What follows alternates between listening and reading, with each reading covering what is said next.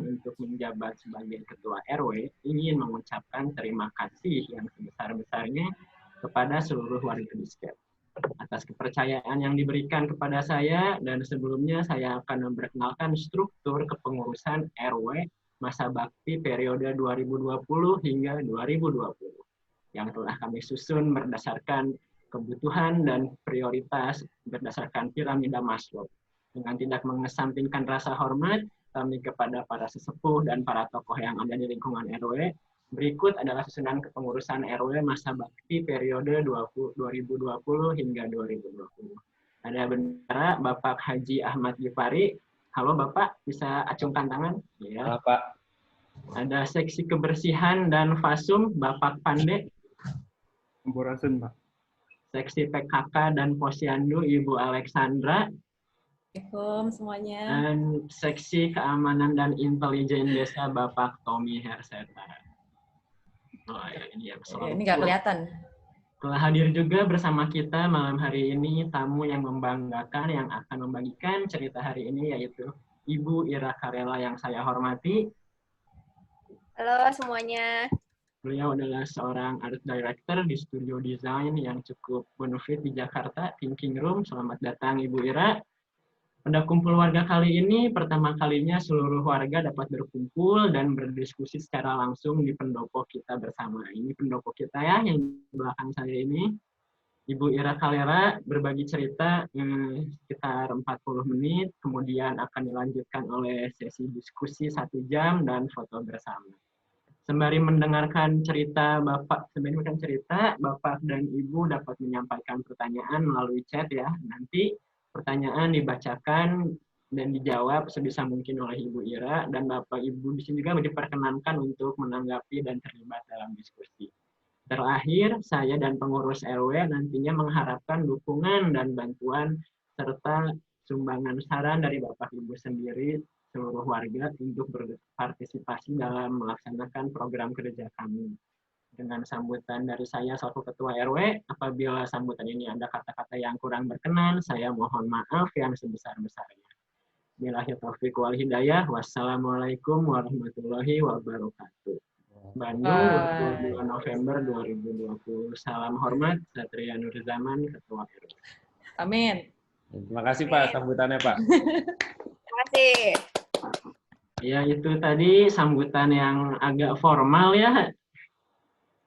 Oke, kita langsung aja masuk ke sesi kita ini dengan judulnya Belajar dari Vernakular dalam Berkarya bersama Ibu Ira Karela. Jadi Ibu Ira Karela ini dulu saya sekolah bareng sama Ibu Karela, Ibu Ira. Ibu Ira ini selalu terdepan di kuliah itu ya, sampai mau cara berpikirnya, mau gambar manual atau digital, sampai ada yang bilang tangannya Ira Karela lebih hebat dari printer. Wah, Karela itu Masya Allah. udah ngalahin Yamaha Ibu Ira Karela ini, selalu terdepan. Terus apalagi ya, Ibu Ira Karela juga dulu kuliah fast track ya Ibu Ira? Iya, betul. Wah, ya emang udah terdepan, fast track makin terdepan lagi. Seru. Dulu kuliah kok bahas vernakular ya Ibu Ira? Iya. Itu S1, S2 bahas vernakular? Iya. Oke, menarik. Nanti Ibu Ira dalam sesi cerita ini akan menampilkan slide gitu, apa ngobrol aja, apa gimana ya Bu? Slide aja deh, biar Slide bisa aja. ada visual ya, biar kebayang. Siap. Ini seksi intelijen udah aman ya Ibu Ira kalau mau ini buka slide? Oh ya, oke, boleh. Oke, sebelumnya Ibu Ira bisa sedikit cerita nggak sih, kan belajar dari vernakular, singkat aja gitu. Vernakular tuh sebenarnya tuh apa yang disebut vernakular, biar kita semua warga-warga di sini sebelum masuk ke topik punya pemahaman yang kira-kira sama, oh ternyata seperti ini, terus baru kita mengalir aja lah, santai. Saya persilakan ya ke Ibu Ira. Oke, boleh. Saya sambil share screen ya, sambil jelasin ya. Ya. Ini dulu nih kayaknya dari Bapak Bendahara, screen-nya harus matiin dulu. Oh, saya matiin dulu ya. Mm-mm. Waduh. Nah, ini gimana sih? Ya, sudah. Nah, pada Kato. Wah, ini screen-nya. Wah, Oke, halo. Udah kelihatan kan ya screen aku? Kelihatan. Ketan. Kalian wah, tutupan. keren. Oke. Nah, jadi mungkin perkenalan kalau di sini ada yang belum tahu. Jadi, saya seperti tadi aku share hari ini yang akan diomongin itu pengalaman dari semasa kuliah. Jadi aku kuliah di ITB, jurusannya DKV. Aku angkatan 2011 dan lulus tahun 2015. Nah, terus dari tahun 2014 itu mulai ikut jalur fast track nih. Dan makanya tuh jadi belum lulus S1 tapi udah mulai kuliah gitu, udah mulai nyicil lah sedikit-sedikit mata kuliahnya ada yang diambil. Ini 2 tahun nih sampai tahun 2016. Dan di sini juga di antara penonton ada teman-teman fast track aku.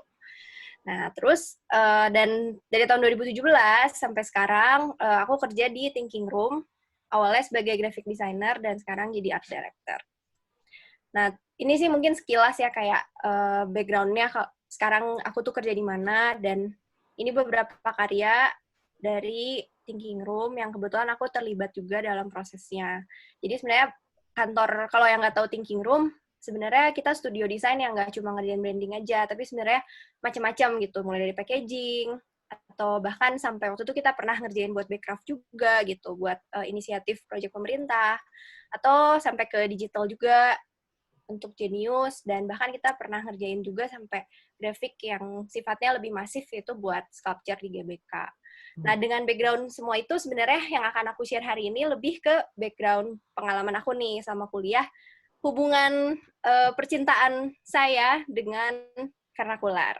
Nah, kalau yang tadi bingung gitu, kayak vernakular diomongin tuh apa? Sebenarnya ini sih gitu, basically yang aku bahas tuh tentang huruf-huruf. Jadi sebenarnya vernakular tuh ada luas ya, nanti aku akan jelasin secara singkat dan aku mencoba mentranslate secara mudah apa gitu. Ya. Dan ini tapi secara spesifik yang aku bahas selama kuliah tuh fokusnya ke sini, lebih ke yang ditemukan di pedagang kaki lima dan sektor-sektor informal. Nah, terus vernakular tuh apa? Kalau dicari, sebenarnya itu susah. Bahkan sampai sekarang kalau gue disuruh nyebutin dalam satu kalimat yang jelas gitu tuh susah, karena sebenarnya di tesis juga ditulis itu panjang banget gitu. Dan di situ ada banyak pendapat nanti dari ahli ini, dari yang bahasa Inggris, dari yang bahasa Indonesia gitu, dari penelitian-penelitian digabungin. Dan kalau aku coba simpulin, itu sebenarnya bisa dibilang seperti ini. Yaitu salah satu jenis ekspresi visual ya. Dan caranya itu dibuatnya dengan seperti apa, secara spontan gitu. Jadi bukan sesuatu yang melalui proses perancangan. Dan penggunaan alat bahannya juga yang tersedia secara lokal. Terus siapa yang ngerjain? Yaitu kelompok masyarakat yang berada di luar pendidikan formal. Ini yang aku tandain, maksudnya itu pendidikan formal secara desain atau desain grafis gitu. Dan terbentuknya juga dari pengaruh kehidupan sehari-hari. Karena maksudnya secara bentuk, secara visual tuh pengaruhnya ini. Jadi yang aku highlight ini keywords yang membuat satu ekspresi ini dibilang vernakular. Dan ada 3 hal gitu sebenarnya yang paling mempengaruhi itu lingkungan. Kan tadi bilang selalu pengaruhnya dari kehidupan sehari-hari kan. Nah, biasanya di kehidupan sehari-hari itu ada 3 hal yang utama, yaitu lingkungan, budaya, sama sejarah. Nah, terus tipografi vernakular itu apa? Mungkin kalau di sini ada yang background-nya DKV atau desain grafis, mungkin familiar ya, tipografi kan ilmu yang berkaitan dengan huruf gitu. Nah, waktu itu, jadi awalnya tipografi vernakular ini juga di awal-awal riset tuh sempat nanya nih ke beberapa orang gitu, dan ternyata 2 dari 10 orang ini tuh padahal akademisi, mahasiswa, sama praktisi di bidang desain gitu. Jadi ada yang desainer, ada yang desainer grafis, ada yang mahasiswa DKV, ada yang dosen juga gitu, dosen dari universitas lain ya.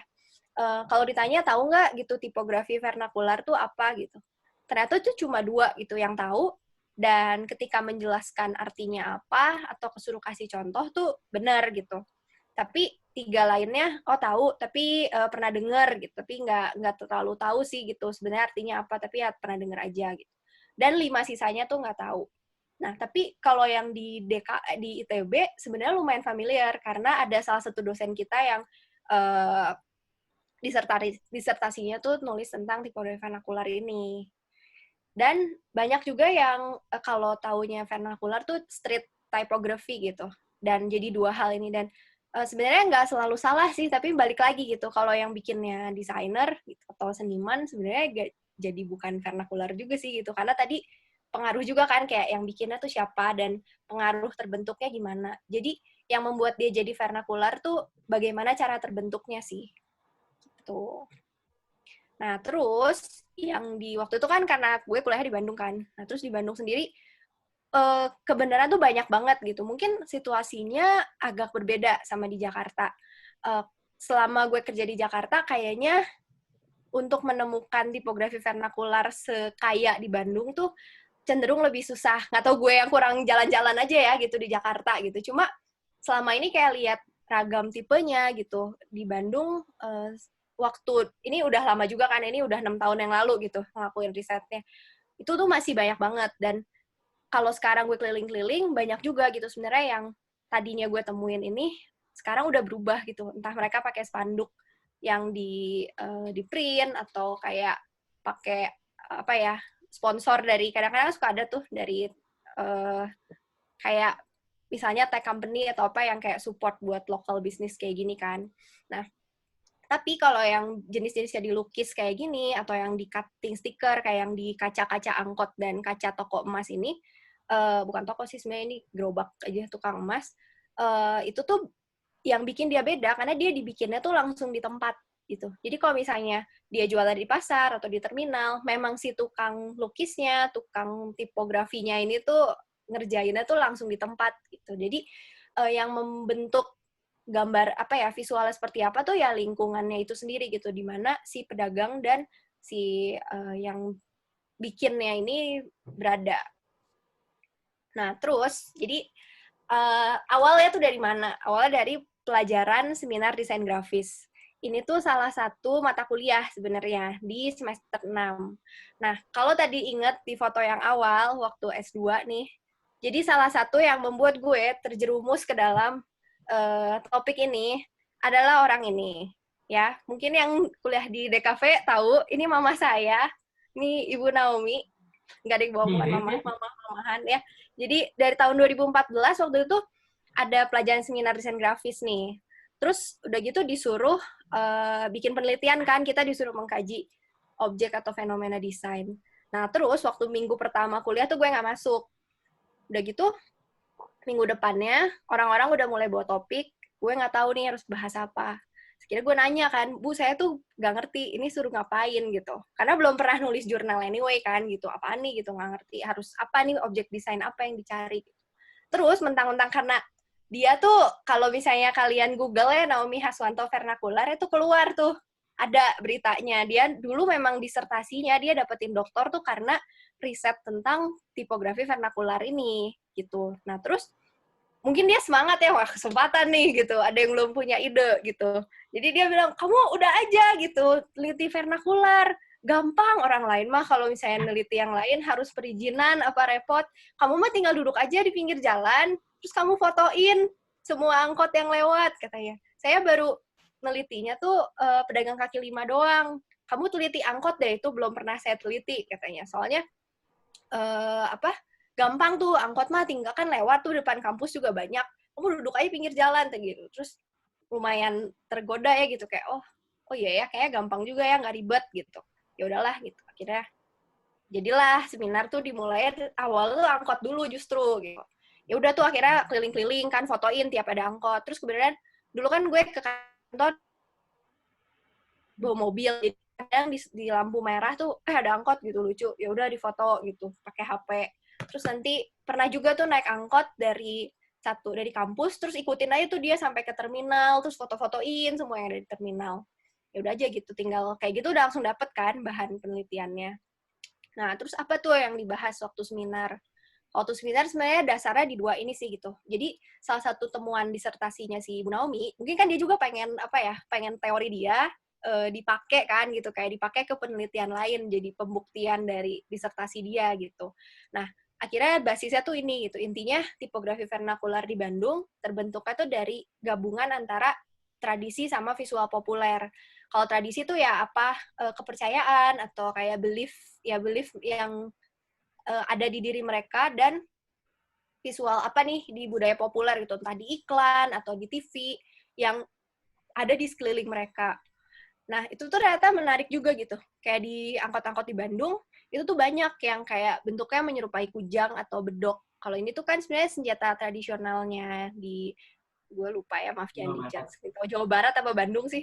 Jawa Ya, Barat. pokoknya, ya lah Kujang. lumayan familiar gitu ya, ini senjata tradisional. Jadi, banyak tuh yang pakai bedok kayak gini gitu. Dan ternyata kayak kalau waktu gue ke terminal, lumayan banyak tuh emangnya preman-preman yang bawa kayak ginian gitu. Terus ada juga yang temanya tuh lebih ke diambil dari Persib. Dan kalau dilihat sebenarnya banyak gitu yang mereka tuh mencuri image-image-nya, bukan mencuri sih, mengadaptasi image-image dari apa yang mereka temuin di sekelilingnya gitu. Lucu-lucu sih sebenarnya gitu, kayak ini Cipaganti, plesetin jadi Cipatik gitu. Emang dasarnya ini buat kebutuhan primer mereka, ini untuk support mereka cari uang kan sebenarnya. Tapi lucu gitu kayak gaya selera humornya gitu, dan kehidupan sehari-harinya tuh tertuang dari si ekspresi visual ini. Nah, baru nih masuk gitu. Udah ya beres kan seminar. Masuk ke semester berikutnya mulai pra-TA kan, udah mulai masuk mau tugas akhir tuh. Cari topik lagi. Waktu itu sebenarnya gue bawa 2 topik. Yang pertama tentang vernakular, sama satu lagi waktu itu pengen bikin buku yang vernakular ini tuh. Terus yang satu lagi tuh sebenarnya branding, karena gue habis magang juga di Thinking Room dan kayaknya pengen deh gitu kayak bikin branding. Tapi sebenarnya waktu gue ngajuin 2 topik ini, gue udah tahu tuh ini pasti branding tuh nggak akan dipilih sama dosen, karena mereka lihat ada vernakular, pasti mereka pilih yang ini gitu, karena ya nggak ada gitu orang lain yang bahas ini lagi kan gitu. Padahal sebenarnya gue agak semangat sih gitu ya, tapi males karena nggak tahu gitu bisa diapain, kayak nggak ada patokan aja gitu, bisa ngolah apa sih gitu dari benda-benda ini. Karena kebenaran objeknya juga kan ditemukannya di yang kesannya kumuh lah gitu kan, kayak di pedagang kaki 5 gitu, di angkot gitu. Tapi emang bisa dibikin kayak apa sih gitu kan, nggak kebayang aja, jadi males lah, repot gitu, susah.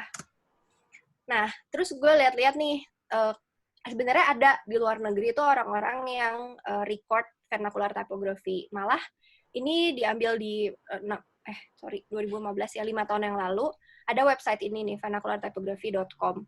Dan tapi kalau misalnya lihat deh di list typography by place tuh yang di sebelah kiri, Indonesia di mana? Kayak nggak ada yang merekam tipografi vernakular, atau ya inilah vernacular typography di Indonesia gitu, bayangkan ya di luar aja. Nah, akhirnya berangkat dari situ gue memutuskan buat berburu cerita.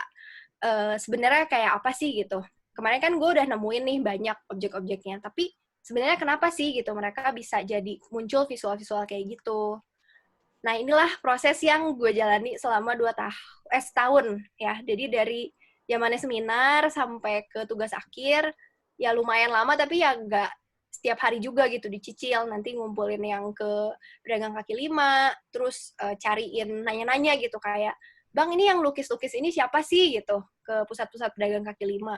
Awalnya tuh sih mereka enggan gitu kalau ditanya, mungkin dikiranya gue Satpol PP menyamar kali ya, kayak takut gitu loh, ditanya-tanya tuh awalnya kayak, iya gitu. Terus kalau baru aja tuh mulai melunak tuh kalau gue bilang, oh enggak Pak, ini buat tugas kuliah gitu.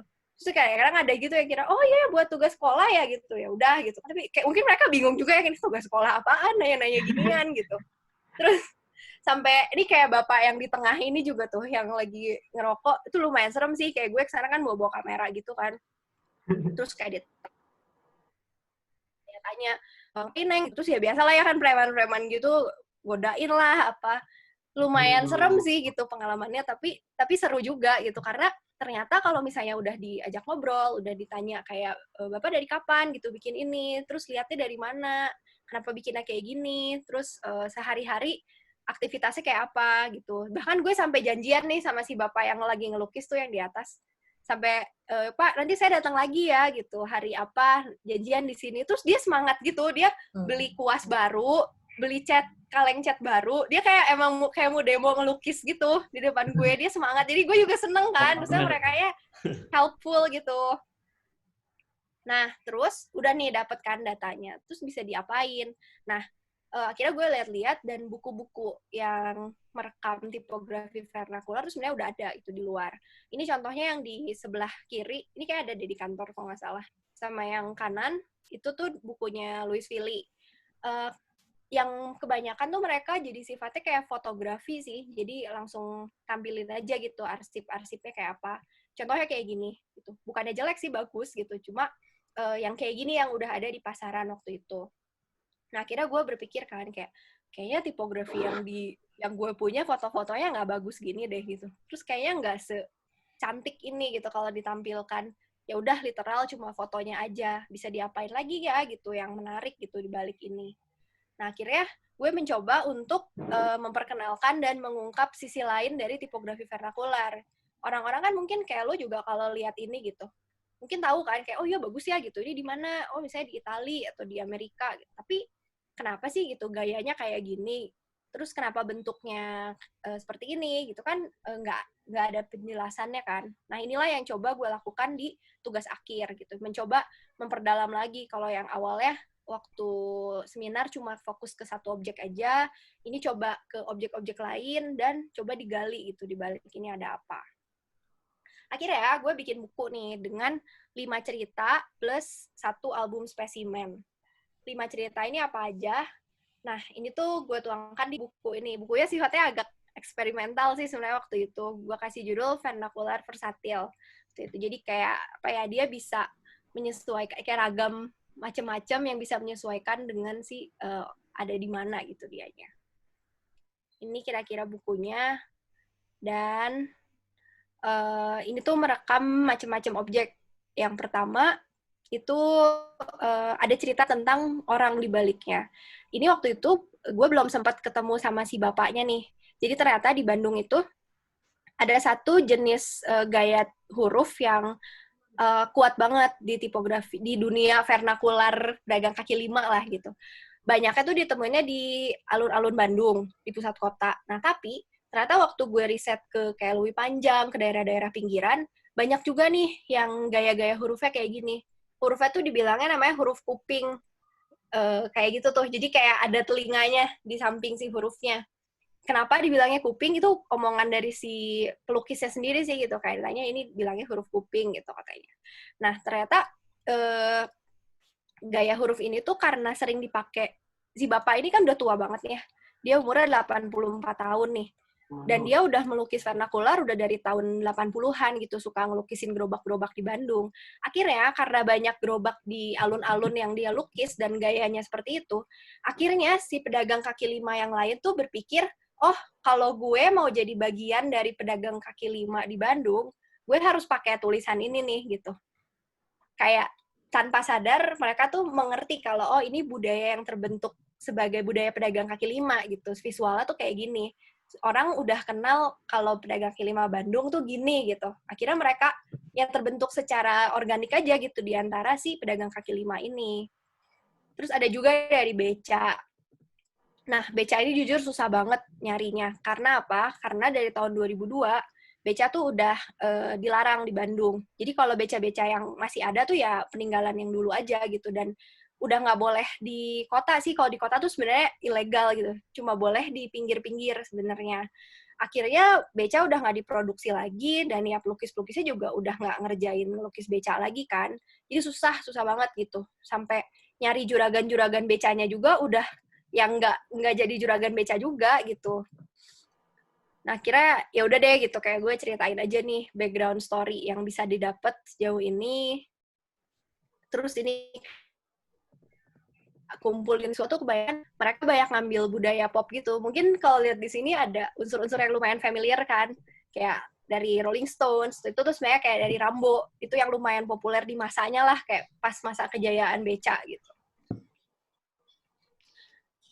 Terus ini dari yang angkot juga, dia kan banyak kan di cutting stiker karena di kaca mobil kan. Kebenaran gue untung nih ketemu, tadi kan yang lukis si Abah itu yang udah 84 tahun. Terus gue ketemu ini di terminal, salah satu terminal yang paling ramai di Bandung, dan dia tuh ternyata yang bikinin stiker-stiker Pollet di sana. Nah, kalau dilihat dia kayak banyak adaptasi karakternya, A-nya dari A Mild, terus ada kayak bentukan pisaunya juga. Kira gue bikin kayak di cutting-cutting gitu di bukunya, supaya kayak orang lebih dapetin feel-nya gitu. Ini kan huruf yang di cutting.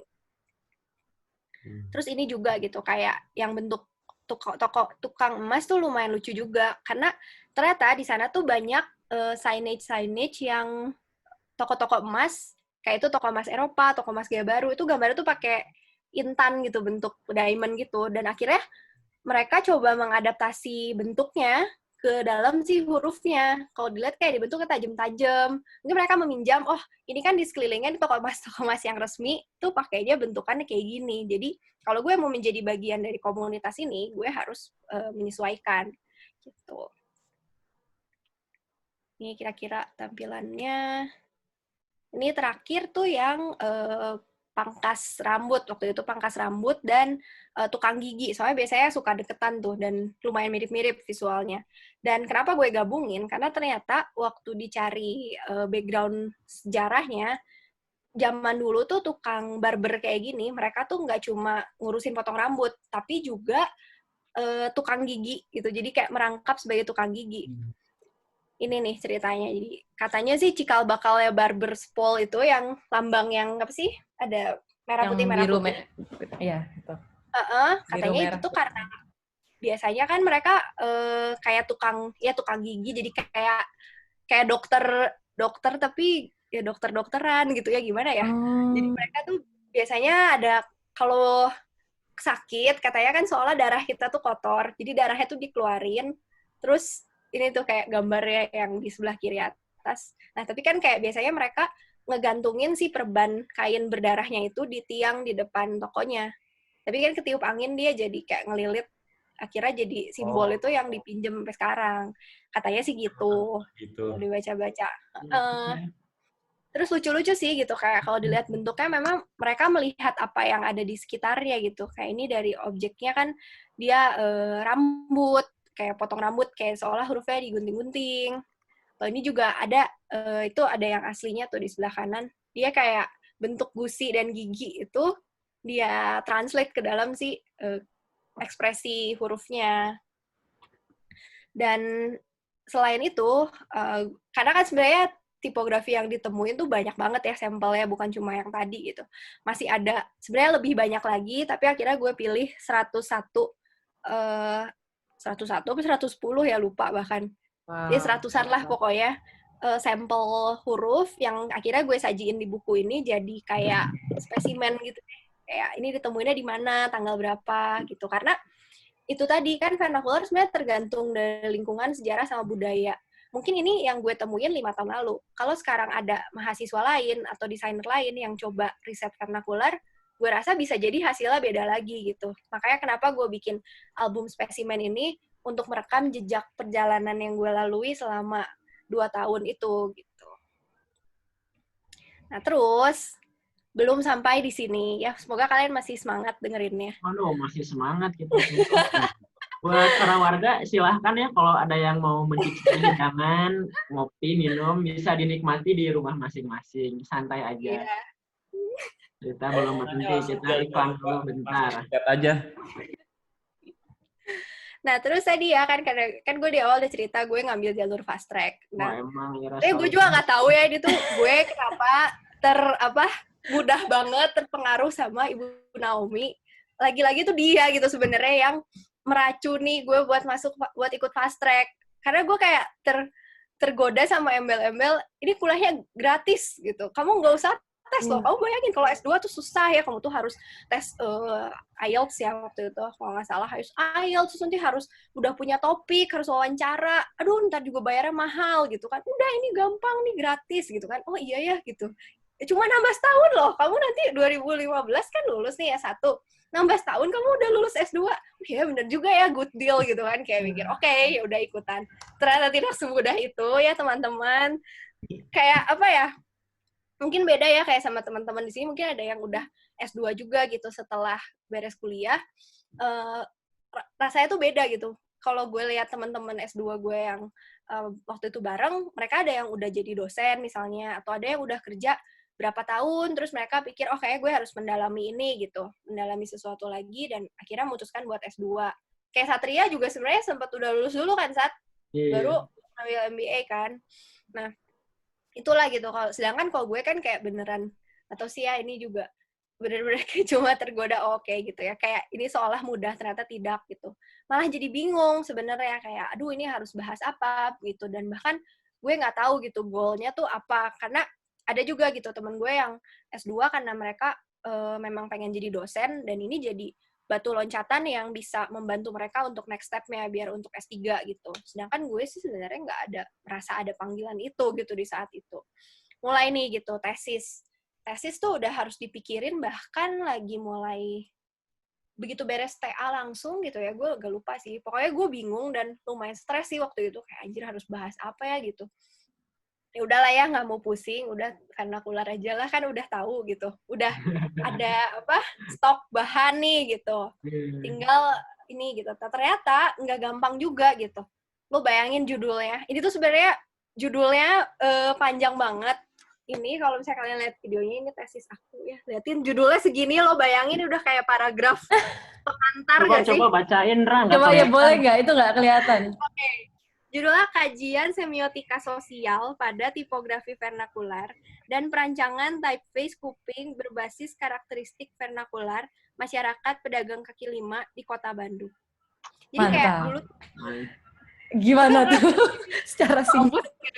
Gue juga nggak tahu gue mikir apa siapa, dulu. Ra? Pak Yasraf bukan pembimbingnya. Bukan pembimbingnya. Untungnya bukan Pak Yasraf, mampus lagi gue kalau Pak Yasraf itu judulnya jadi 5 baris nanti. Oh iya, ini udah mungkin jadi 6 ya. Nah, ternyata gitu, udah ngambil vernakular segitu, data udah banyak juga, susah gitu kayak karena mau dikaji dari segi apa, karena bingung. Waktu itu Bu Naomi tuh pakai fenomenologi. Mungkin kalau misalnya ada yang nggak tahu, kalau di S2 di ITB tuh diajarinnya lumayan luas gitu. Jadi kalau misalnya kadang-kadang kan ada ya universitas yang ngajarin tuh buat lo jadi semakin spesifik gitu. Misalnya belajarnya branding, kayak Nina kan minggu lalu dia ngambil S2 visual branding kan gitu, spesifik gitu. Sedangkan kalau di ITB cenderung luas. Jadi tadinya desain grafis, S2-nya malah desain.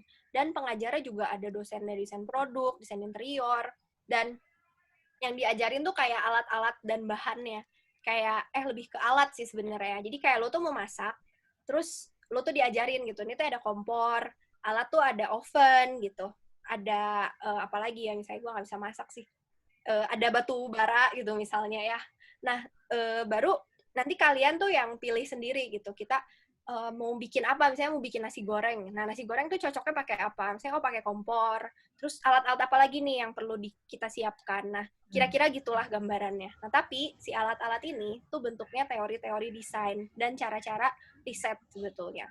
Nah, akhirnya waktu itu ya, pokoknya setelah proses panjang ya, gue juga nggak akan bahas terlalu ilmiah. Pokoknya akhirnya dipilih caranya tuh dengan si kajian semiotika sosial ini. Nah, terus yang dikaji apa nih? Malah balik lagi gitu. Lagi seminar kan angkot. Terus pas S1 meluas nih. Gue banyak nih macam-macam kasih lihat ragam vernakular. Karena gue memang pengen ngasih lihat keragaman vernakular di Bandung dan apa gitu sisi lain yang ada di baliknya. Nah, ketika masuk tesis ini, nggak mungkin gue pakai yang seluas ini gitu. Harus spesifik gitu, apa yang mau dibahas. Akhirnya, gue memilih si huruf kuping tadi nih. Yang, ya ini mah biasa lah ya kan, kalau kuliah mah harus didukung data gitu. Nah, ternyata kebenaran memang pedagang kaki lima tuh paling banyak di antara sektor informal di Kota Bandung. Dibandingin sama beca atau dibandingin sama angkot. Jumlahnya segini. Ini data tahun 2012. Nah, terus tahun 2015 tuh ternyata pedagang kaki lima udah menurun tapi masih paling banyak. Nah, waktu itu sebenarnya ada 5 langkah gitu. Pedagang kaki lima kan kebanyakan mereka munculnya tuh di tempat-tempat yang ya ilegal gitu. Sebenarnya mereka harusnya nggak boleh jualan di situ kan. Nah, waktu itu, waktu gue ngerjain tesis ini, kebetulan ada 5 langkah penataan dan pembinaan pedagang kaki lima yang diumumkan sama pemerintah. Pertama ada relokasi, revitalisasi pasar, belanja tematik, konsep festival, sama konsep pujasera. Nah, salah satunya relokasinya itu yang di alun-alun Bandung. Mungkin kalau yang orang Bandung atau yang pernah ke Bandung berapa tahun yang lalu lah ya. Biasanya di alun-alun Bandung tuh ramai banget, banyak pedagang kaki lima. Tapi di tahun 2015 atau 2014-an itu tuh mereka semua dipindahin tuh ke basement alun-alun. Kayak sejak Ridwan Kamil deh kalau nggak salah. Iya, Ya kan bagusin, alun-alun kan ditata lagi. Terus pedagang kaki lima kan ini kayak berantakan gitu. Dipindahin tuh semua di dalam basement.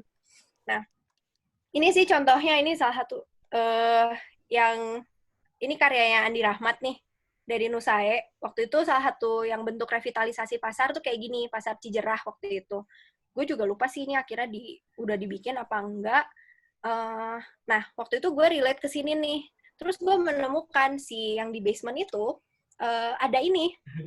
Ini tuh kantor paguyuban pedagang kuliner ya. Mereka lukis kayak gini. Terus akhirnya gue berpikir kan kayak, gimana kalau si vernakular ini bisa gue perkenalkan dan malahan bisa jadi inspirasi buat desainer atau mungkin untuk pemerintah.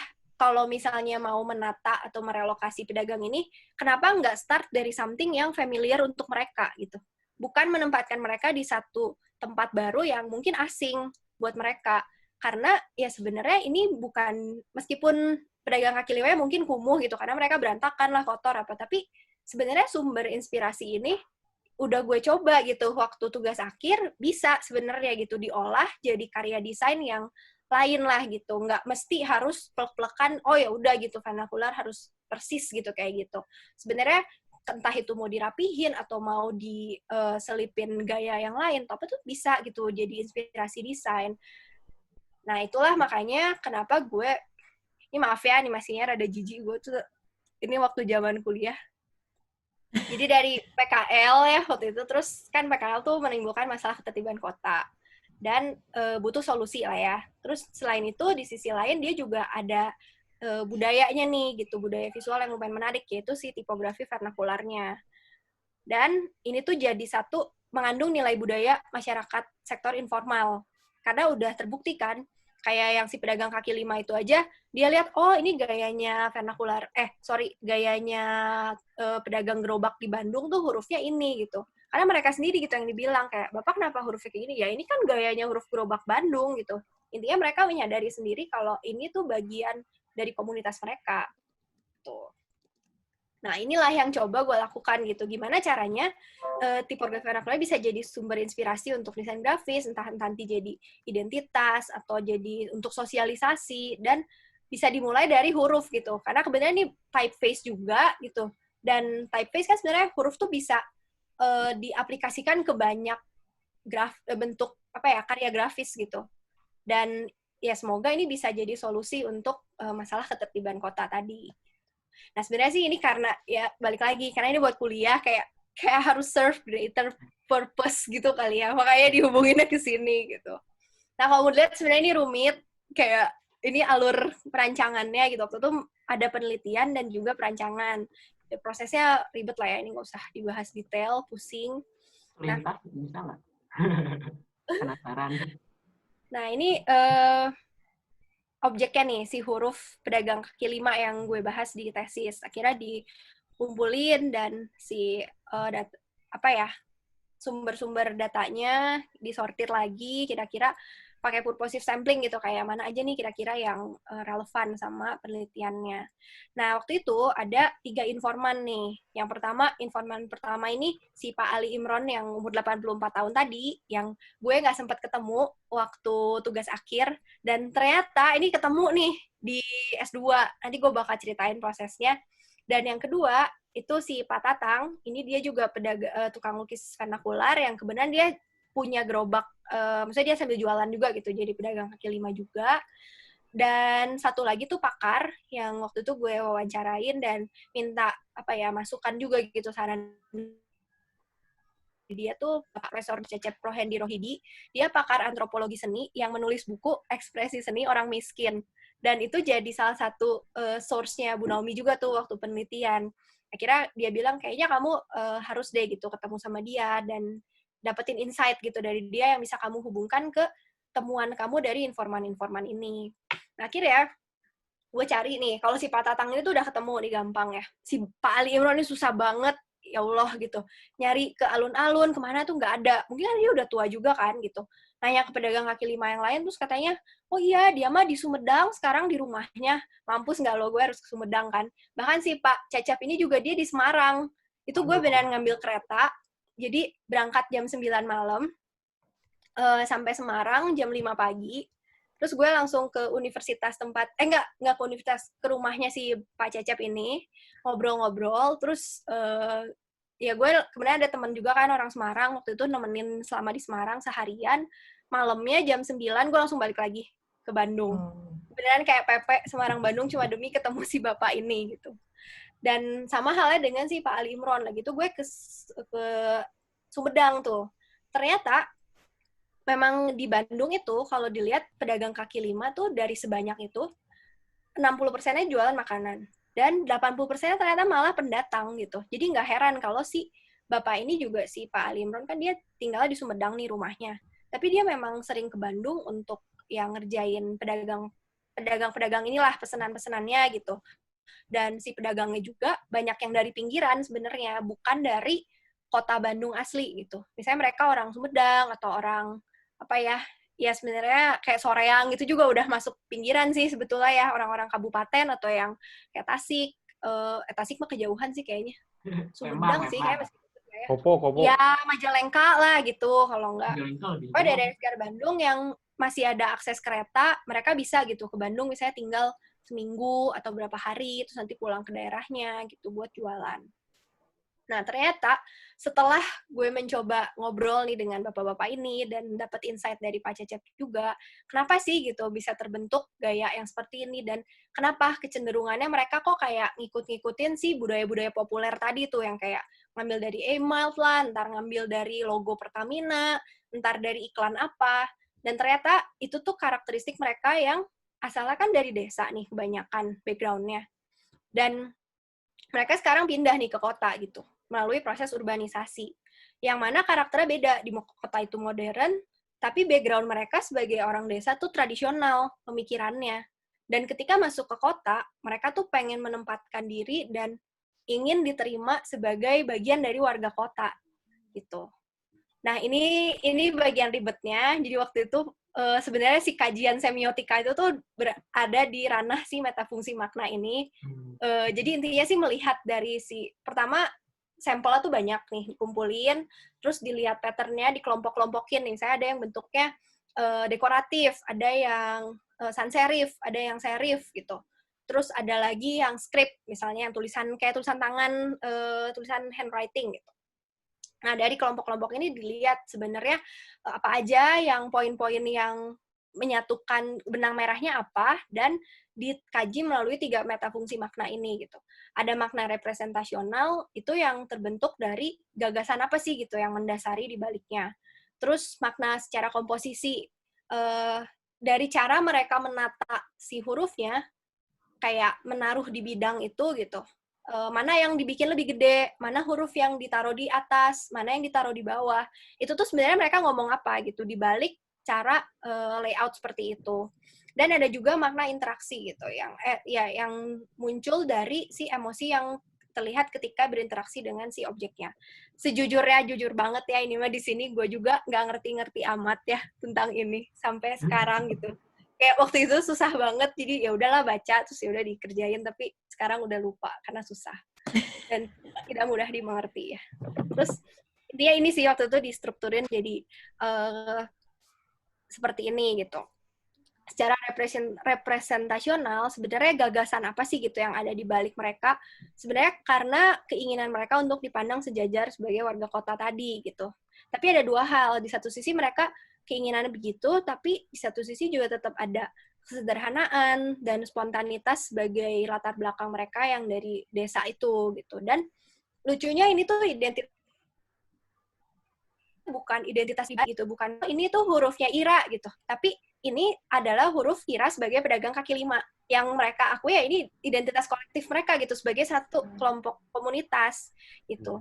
Dan secara interaksinya tuh mereka yang pengen dapetin tuh yang kesannya rame, terus cita rasanya tuh meriah lah gitu. Maksudnya kayak musik dangdut kayak gitu kan apa ya, meriah gitu kan. Kesannya tuh menghibur apa ya, rasa gundah mungkin gitu. Terus secara komposisi kayak apa gitu. Kenapa sih mereka selalu mengisinya penuh gitu. Mungkin kalau dilihat di virtual background-nya Bapak Pande ya itu kan kelihatan ya tulisannya tuh sampai ujung-ujung gitu. Terus kadang-kadang kalau nggak cukup bisa dipepet-pepetin. Itu kenapa? Karena background mereka sebagai warga desa tadi gitu.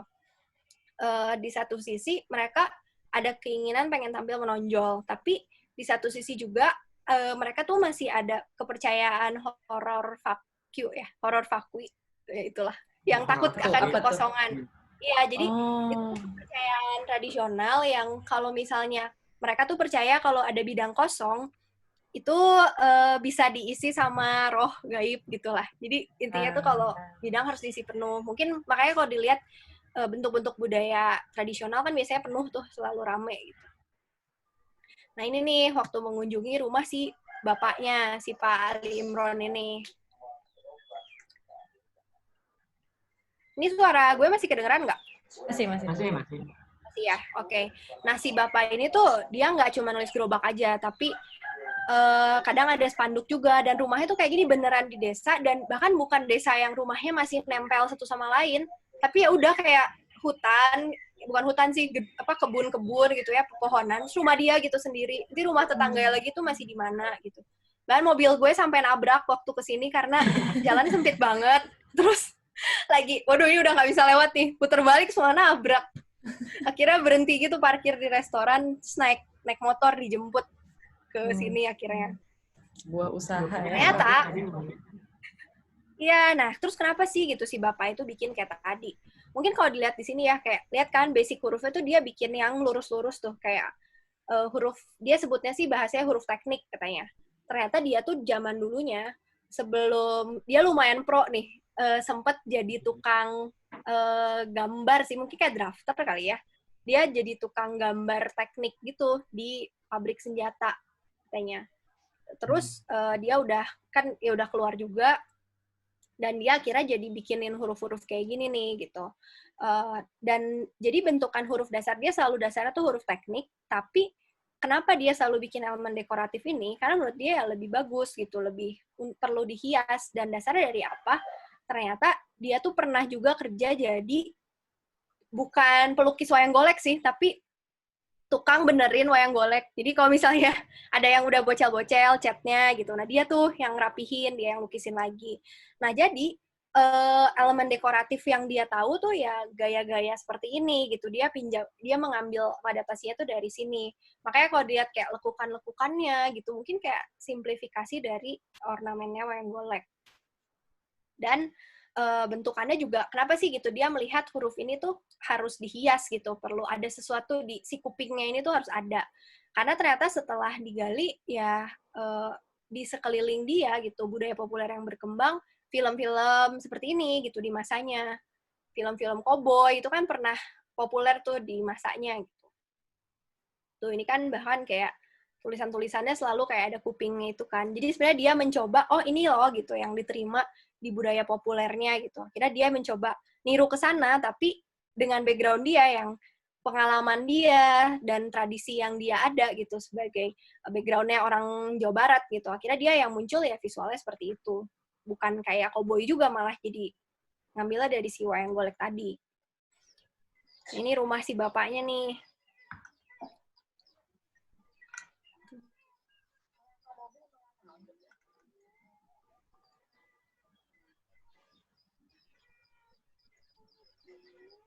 Ini nggak penting sih sebenarnya, bersih-bersih kuas doang. Terus ini sih lucu gitu. Hebat ya, ngelukis si kertasnya ngegantung gitu. Iya. Terus ini nih, yang lucu gitu, kayak bahkan dia ngedekor rumahnya kayak gini. Ini dia punya cucu yang masih kecil, Mungkin dia lihat tetap gitu balik lagi ke budaya Iya. populer dan tradisi. Ini Disney karakternya versi- Princess Aurora. Iya kan? Iya, ini Disney kearifan lokal sih. Gitu. Jadi polanya tuh sama gitu. Ini tadi lah yang udah dibahas. Ya tadi dia kayak cara berpikirnya tuh masih ada cara berpikir pramodern tapi berusaha untuk jadi orang modern dan tapi ada keterbatasan teknologi juga gitu. Akhirnya karena ya tadi kan mereka bukan profesional yang memang bergerak di bidang desain, nggak melalui proses perancangan lah gitu, tapi dibikinnya secara spontan aja gitu. Kalau tadi dilihat dia juga nggak bikin sketsa juga gitu, langsung aja gitu bikin si hurufnya. Nah terus ini gitu, akhirnya gue bikin set of typeface-nya dan waktu itu di propose-nya, waktu itu dibantu juga tuh sama kalau ada yang tahu Gumpita Rahayu, toko type, dia yang bantuin. Karena ini kan ribet ya, maksudnya masih harus nulis, masih harus bikin juga gitu. Akhirnya gue bikinin di sampai Illustrator nih, sampai digitalnya, terus dia yang set kerningnya, terus buat pokoknya typesetnya lah buat jadi fontnya dia yang bantuin gue tuh waktu itu. Waktu itu gue propose-nya ini terus udah jadi karya bisa kemana? Balikin lagi nih ke si masalah tadi, buat penataan tadi nih gitu. Nih, ini lumayan kurang indah ya sepertinya, tapi ya malah kira-kira gini lah gitu. Gue tuh kebayangnya kayak suasananya tuh bisa dibangun dari si vernakular, jadi ya blend in juga gitu sama apa yang mereka udah muncul, tapi dibikin lebih rapi, lebih bagus lah gitu. Terus mungkin bisa jadi souvenir-souvenir juga gitu dengan visual-visualnya. Kan bisa menarik gitu, dibikin membuat ini basement ini tuh jadi lebih hidup gitu, karena pastilah gitu omset mereka juga turun, karena kan kalau di jalan lo kan beli bakso tuh bukan yang, kecuali ya baksonya tuh terkenal gitu, pengen bakso ini gitu misalnya, bakso Pak Kumis gitu misalnya, tapi kan beberapa dari mereka tuh nggak populer juga gitu, karena ya orang lagi lewat aja pinggir jalan, ada tukang cilok ya udah beli gitu. Sekarang mereka ada di kolong, siapa juga yang tahu gitu, mereka ada di basement kan gitu. Akhirnya tuh gue propose kalau ada ini kan bisa nih didesain gitu, basementnya jadi bagus gitu ya. Ini basement ceritanya. mana, Ra? Ini di alun-alun. Oh, iya. Di bawahnya tuh kayak gini. Atau sih sekarang masih kayak gini nggak? Nah, akhirnya kayak gue bikin nih, kayak mungkin bisa dipropose nih, nanti bikin merchandise gitu. Terus dulu kan gue pernah bikin foto Miku tuh. Wah, ini famous banget nih. Foto Miku X alun-alun gitu. Jadi dibikin yang buat menghidupkan tempat inilah gitu. Itu kayak misi besarnya gitu. Nah, tapi sebenarnya kayak salah satu manfaat penelitian dan perancangan gue, ini yang gue highlight nih ya. Sebenarnya gue nggak egois, ini tipografi vernakular tuh punya gue gitu, ini penelitian gue gitu. Tapi gue justru berpikir, kenapa gue pengen neliti ini, karena ya itu tadi, pas awal gue tanya orang-orang, bahkan mahasiswa, dosen aja banyak yang nggak tahu gitu. Kalau dosen DKV ITB mungkin tahu kan ada Bu Naomi kan.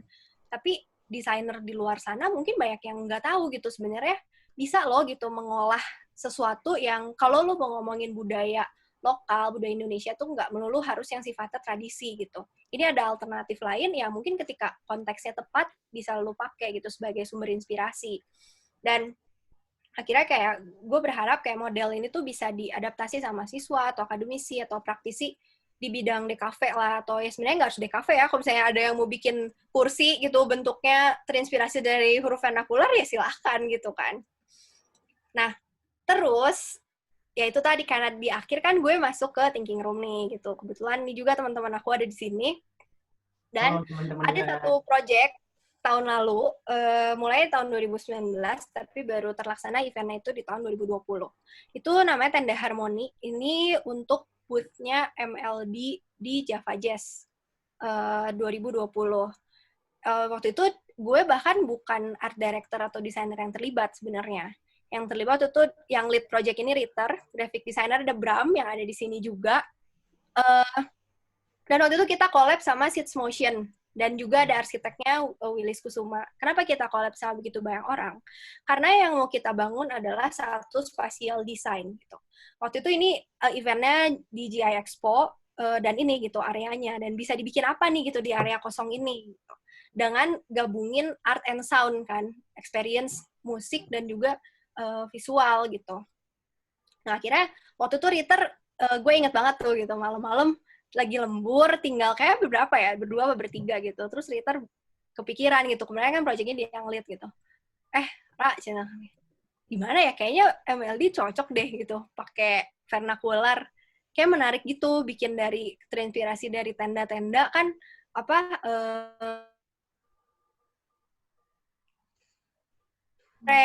suara pengamen yang ada di sana gitu. Kayaknya suasananya tuh bisa jadi hidup gitu, bisa kita adaptasi, kayak menarik gitu di sini gitu. Oh iya boleh tuh, terus gue langsung ingat Kebo. Mungkin kalau ada yang di sini yang angkatan 2010, jadi ada teman kita dari Seeds Motion nih, dia tuh kebetulan salah satu bagian dari tugas akhirnya, dia tuh bikin, karena dia bikin museum makanan, salah satunya dia bikin instalasi gerobak, yang di situ tuh ada, itu tuh benda-benda bunyi-bunyian lah gitu, bunyi-bunyian kaki lima, yang jadi tinggal pencet, terus nanti ada bunyi gerobak nasi goreng, nanti gerobak, tukang siomay gitu misalnya. Waktu itu kemudian gue juga tuh yang bantuin lukisin gerobaknya. Terus gue langsung inget kan kayak, itu kayaknya bisa ajakin dia tuh, kayak cocok banget gitu. Kebenaran ada unsur sound-nya juga kan. Ya udahlah gitu. Akhirnya Tenda Harmoni ini ya tujuannya untuk menginterpretasikan si ragam pengalaman kaki lima tadi ke dalam satu pengalaman spasial yang baru gitu. Bukannya benar-benar kaki lima dibawa masuk gitu, tapi kita coba translate ulang dan kita coba nih bisa bikin apa nih di sini gitu, yang menggabungkan seni visual dan juga musik. Nah, waktu itu ini Bram nih yang bikin gitu. Inspirasinya memang dari si huruf kuping yang gue bikin nih waktu tesis, dan tapi dia rework lagi, dia juga bikin, dia coba lihat lagi gitu karakternya, dibikin supaya lebih kontemporer. Karena jujur sih kalau gue rasa yang gue buat tuh masih lumayan deket ke yang aslinya gitu. Gue lagi tuh bangga banget gitu sama teman-teman gue, dan seneng gitu akhirnya ternyata bisa tercapai gitu kan, kayak manfaat perancangannya gitu, bahkan dijadiin sesuatu yang terwujud dan pengalaman secara spasial tuh bener-bener real gitu. Nah ini kita collab sama arsitek juga, secara material juga diambil dari unsur-unsur yang di jalanan tadi gitu, kayak khasnya misalnya terpal, terus mungkin ada batu, kayu, kayak multiplex gitu, benda-benda material yang biasanya ditemukan di suasana kaki lima tadi. Dan ini desainnya waktu itu, mungkin kalau ada yang datang udah merasakan sendiri ya. Jadi dibikin kayak seolah dia versi kontemporer lah ya kali dari si tenda kaki lima. Terus Bram juga waktu itu explore gitu, visualnya dibawa lebih jauh lagi dari apa yang pernah gue bikin gitu, dan seneng gitu lihatnya ternyata bisa ya gitu, bahkan jadi lebih bagus lagi ketika udah di-handle sama profesional. Ini suasananya di sana. Kita bikin juga silent koplo tuh, karena kan lumayan identik ya, MLD kan dulu pernah bikin silent disco. Terus ini bikin silent koplo, biar cocok sama temanya. Nah, terus ini yang collab sama Seeds Motion juga. Jadi kita bikin instalasi bunyi-bunyian kaki lima, yang benda-bendanya tuh kayak gini. Dia pakai sensor yang kalau disentuh, jadi ada bunyinya gitu, dan tapi diolah lagi, bukan cuma bunyi doang, tapi jadi musik. Jadi kalau misalnya gue pegang di sisi sini, terus Satria di sebelah mana, dan kalau bareng-bareng tuh jadi kayak satu aransemen musik yang harmonis gitu.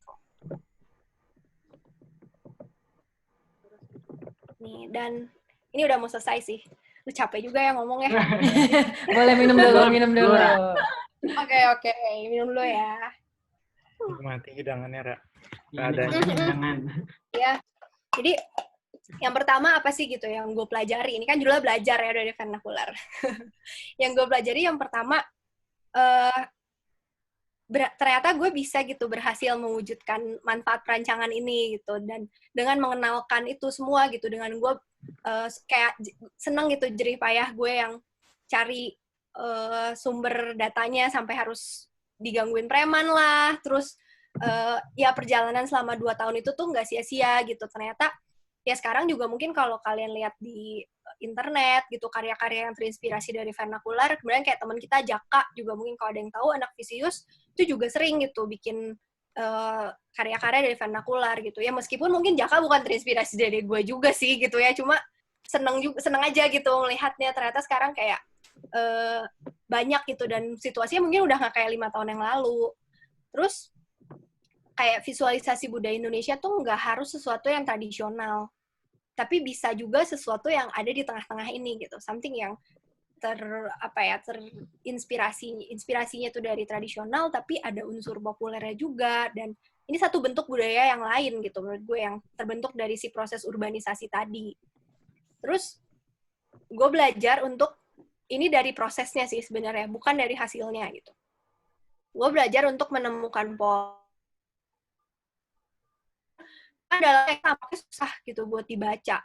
Kayak lu lihat kaki 5 seberantakan itu kayak emang ini bisa diapain gitu, dan ternyata proses selama 2 tahun itu gitu, dari tesis, dari seminar, ternyata bisa juga ya gitu dengan mengumpulkan berbagai teori, ada yang dari tipografi, ada yang dari antropologi, ada yang dari teori kebudayaan gitu, dan ternyata bisa gitu mencoba untuk menstrukturkan atau mencari menggali sebenarnya di balik ini ada apa. Dan kalau misalnya mau dibikin jadi karya perancangan, kayak contohnya Tenda Harmoni tadi, porsinya gimana sih gitu, kayak apa yang bisa di-keep, unsur apa yang bisa kita tambahkan untuk kasih feel kontemporer, kasih sesuatu yang baru.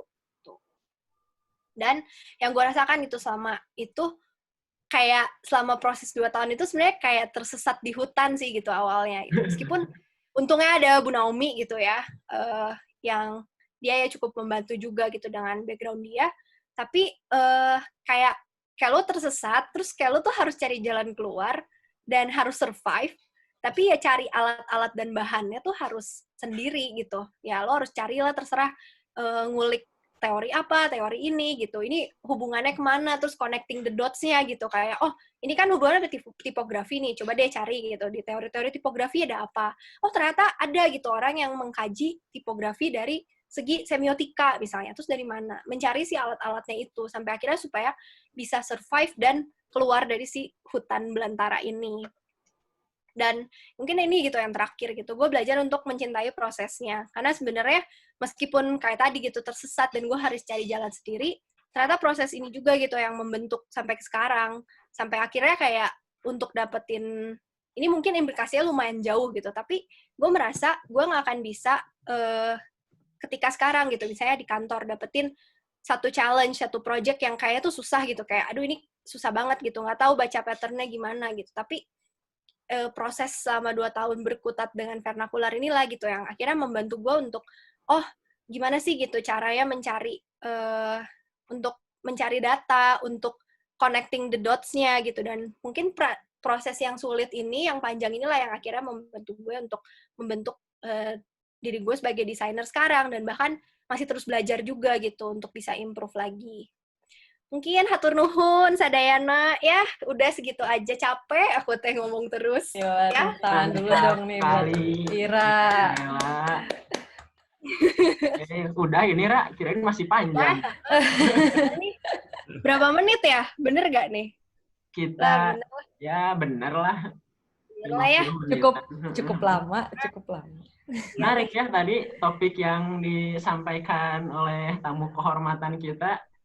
Emang bener ya, sebenarnya desain tuh erat kaitannya dan nggak bisa lepas dari faktor budaya, sosial, politik, apalagi sekarang ini sebenarnya vernakular tuh menurut gue isu yang menarik gitu ya. Kalau misalnya di antara warga-warga kita ada yang dari arsitek mungkin dengan wacana vernakular udah biasa, tapi kalau di desain gitu khususnya desain grafis banyak yang bahas tuh kayak modern, posmo atau Swiss style, ini bahas tipografi vernakular gitu. Jadi menurut saya ini emang seru ya, menarik, kayak orang-orang banyak yang bahas apa ini vernakular tipografi.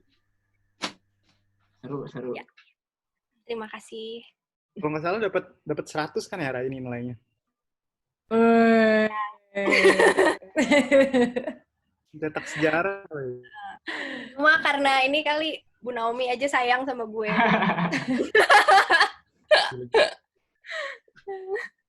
Oke, mungkin mau mulai sesi tanya jawab nih. Yuk. Udah banyak nih yang nanya. Kita lihat ada dari Ignatius Gregory. Hai Ra, pertanyaannya hai doang katanya Ra, boleh dijawab tuh Ra? Jawab dulu ya. Hai Gi, hahaha. Oh itu, ini ada yang nanya nih, Reza. Nanya dong, abang-abang yang bikin vernakular ada desain kritik juga nggak ya? Ada dong. Maksudnya ini teman-teman, maksudnya Mas Reza mau ikut mencoba mengkritik kah? Atau Mas Reza, mangga coba di-elaborate. Iya. Boleh di-unmute. Halo guys. Halo. Boleh pasang videonya dong.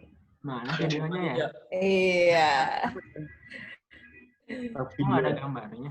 Oh ini. Oh, Nah, cakep. ini sih kayak pengennya aja sebenarnya penasaran gitu gak sih? Kan kalau sekarang tuh kita kan kalau sebagai desainer kan ada desain kritik gitu. Misalnya satu desainer ke desainer lain kita kayak kasih feedback apa segala macam. Nah kalau abang-abang vernakular tuh kira-kira sesama abang-abang vernakular tuh ada desain kritiknya juga nggak ya? Kayak misalnya feedback atau apa?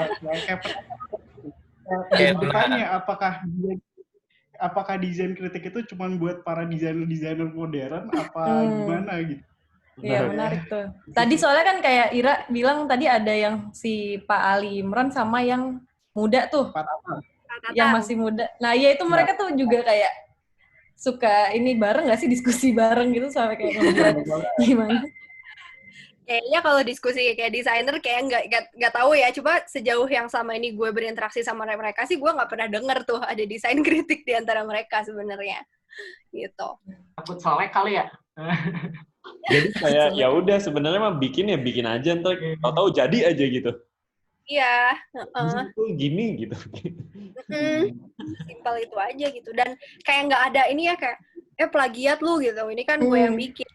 Nggak, yang lucu itu sih gitu ya, yang menarik. Kalau kita kan desainer kayak misalnya kita ngikutin gitu. Secara misalnya pengen jadi modern gitu, minjem gayanya atau apa. Ini bahkan kayak saling meminjam tuh ya udah gitu, karena mereka anggapnya ya ini identitas kolektif gitu, punya sama-sama lah gitu. Tuh menarik sih tuh. Menarik. Kalau di sini udah senggol bacok ya. Udah saling sepet. Oh ini Gregory rajin bertanya. Saya mau tanya dong, boleh nggak? Boleh Dong. Ini ketua Intel kita. Wah, ini sebelumnya makasih banget. Presentasinya bagus dan menarik dan sangat menginspirasi gitu. Apalagi di contoh yang terakhir gitu dari riset vernakular yang tadinya hanya sebatas tipografi gitu, tapi bisa di expand gitu ke spasial dan audiovisual gitu. Terus pertanyaan saya sih tadi kalau saya lihat tadi sampel dari risetnya tuh kebanyakan dari grassroots ya, kayak UMKM gitu, pedagang, terus angkot segala macam. Nah itu kalau menurut Ira itu apakah vernakular tuh hanya berasal dari golongan itu aja, kalangan itu atau kelas itu, kalau bisa ngomongin kelas gitu. Apakah pernah kepikiran untuk vernakular dari kelas menengah atau kaum burjuis bahkan? Nah itu kira-kira gimana tuh?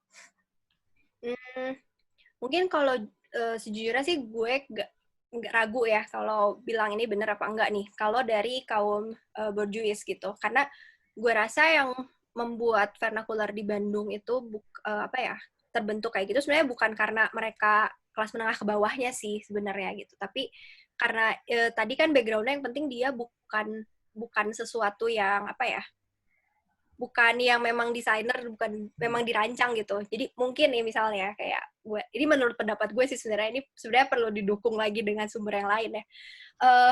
Misalnya ada si A nih misalnya gitu, dia kaya nih misalnya, terus bapaknya misalnya mau bikin jualan martabak gitu. Terus dia bikin nih, bapaknya bukan desainer gitu, dia bikin sendiri gitu misalnya, bikinin si packagingnya gitu, dengan pengaruh ya lingkungan dia gitu, budaya background dia gitu. Gue rasa itu mungkin bisa jadi vernakular juga gitu. Karena kalau mau balik lagi ke si pengertiannya, bukan kayak bukan dari menengah ke bawah gitu. Sebenarnya keyword menengah ke bawah itu tuh ada di pengertian tentang vernakular yang dari Bu Naomi di disertasi dia. Tapi karena konteks dia adalah pedagang kaki lima gitu. Tapi gue rasa kalau misalnya baca source yang lain, itu kan baru Bu Naomi aja ya, kayak kalau di History of Graphic Design itu sebenarnya ada juga gitu. Terus di yang sumber-sumber yang gue baca tuh ada yang lain juga ada, tapi mereka nggak selalu bilang apakah harus menengah ke bawah atau enggak gitu, tapi yang lebih disebut tuh unskilled craftsman gitu misalnya. Jadi makanya gue coba simpulin mungkin bukan desainer gitu jadinya, atau bukan seniman, jadi memang ya orang yang tanpa dibekali dengan skill tersebut tapi membuat ekspresi visual tersebut gitu. Jadi nggak terpatok di apakah dia secara ekonomi menengah ke bawah atau menengah ke atas gitu sih. Jadi kalau gitu lebih ke background, latar belakang pendidikan dan sosial atau nah ini ada yang tanya juga dari faktor geografis juga berpengaruh gitu. Jadi bukan ekonomi ya, ekonomi nggak termasuk di situ. Iya sih, gue rasa. Oke. Thank you. Ini ada pertanyaan nih. Ini pertanyaan apa pernyataan sih sebenarnya? Kalau ini sih apa namanya kayak vernakular itu kan sebenarnya dari bahasa Latin kan, vernaculus artinya tuh lokal, kayak dialek lokal daerah gitu. Jadi sebenarnya nggak harus selalu visual sih, itu yang penting ada unsur lokalnya menurutku. Jadi pasti kan tadi Ira bahasnya kayak vernakular di Bandung. Terus ini ada pertanyaan dari Izan juga, faktor geografis ya pasti beda juga sih kalau kayak vernakular tipografi di Amerika kan tadi sempat dibahas juga sama Ira ya, beda gitu kan. Jadi emang sebenarnya tergantung juga sih daerahnya di mana juga berpengaruh. Nah, tapi kalau misal ngomongin lokalitas gitu, itu kan lokalitas dan hubungannya sama si geografis itu. Sedangkan tadi si Ira pengaruhnya tuh nggak cuma lokal kayak nilai-nilai lokal kayak misal senjata tradisional lah atau wayang golek gitu. Itu kan dari tradisional ya, tapi ada pengaruh-pengaruh dari budaya pop gitu, yang itu jelas global gitu. Nah, berarti kan itu nggak bisa disebut kalau vernakular tuh sebatas lokal aja. Betul. Kayaknya tetap lokal karena budaya populer tersebut yang berkembang di daerah tersebut gitu. Nah, ya oke. Nah, gitu. Jadi kayak meskipun dia berkembangnya secara global, tapi mungkin karena di Bandung dia di daerah mereka ada, jadi ya itulah yang mereka tangkap. Gitu. Oke. Ini ada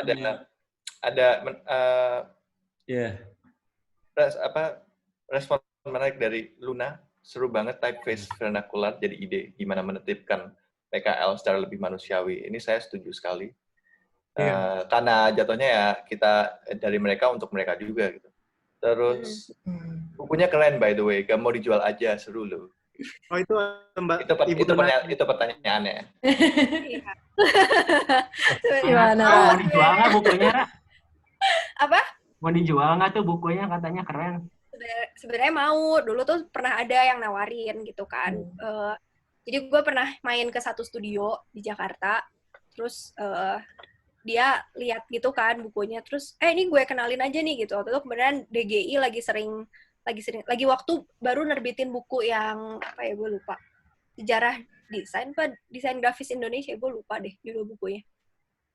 Pokoknya baru nerbitin buku lah, lagi nerbitin buku, terus ditawarin gitu kayak mau nggak nih diterbitin sama DGI, karena memang waktu di perancangan yang waktu tugas akhir juga gue tuh sebenarnya nargetinnya DGI dulu gitu, karena kalau misalnya gue mikir gitu ya, kalau misalnya ditaruh di Gramedia gitu, kayak ya orang-orang awam juga belum tentu tertarik gitu kan. Tapi ya udah gitu, yang lebih segmented aja. Memang gue tujuannya juga mau memperkenalkan nih ke desainer gitu, ke orang-orang di dunia desain, ya langsung aja gitu. Tapi waktu itulah kayak ada ya satu lain hal, kayak ya sempet lost contact juga gitu, kayak antara gue yang nggak ngerjain, nanti kalau nggak dari sana juga belum jelas. Akhirnya sampai sekarang masih pending sih, kayak si tugas akhir yang aslinya ada di kampus gitu. Terus waktu itu juga ada omongan gitu, kayak dari DGI ngasih saran kalau kayaknya konten ini tuh menarik untuk market internasional gitu, atau bahkan sebenarnya untuk praktisi desain di sini juga kayaknya oke ya gitu kalau ditulis dalam bahasa Inggris, jadi nggak harus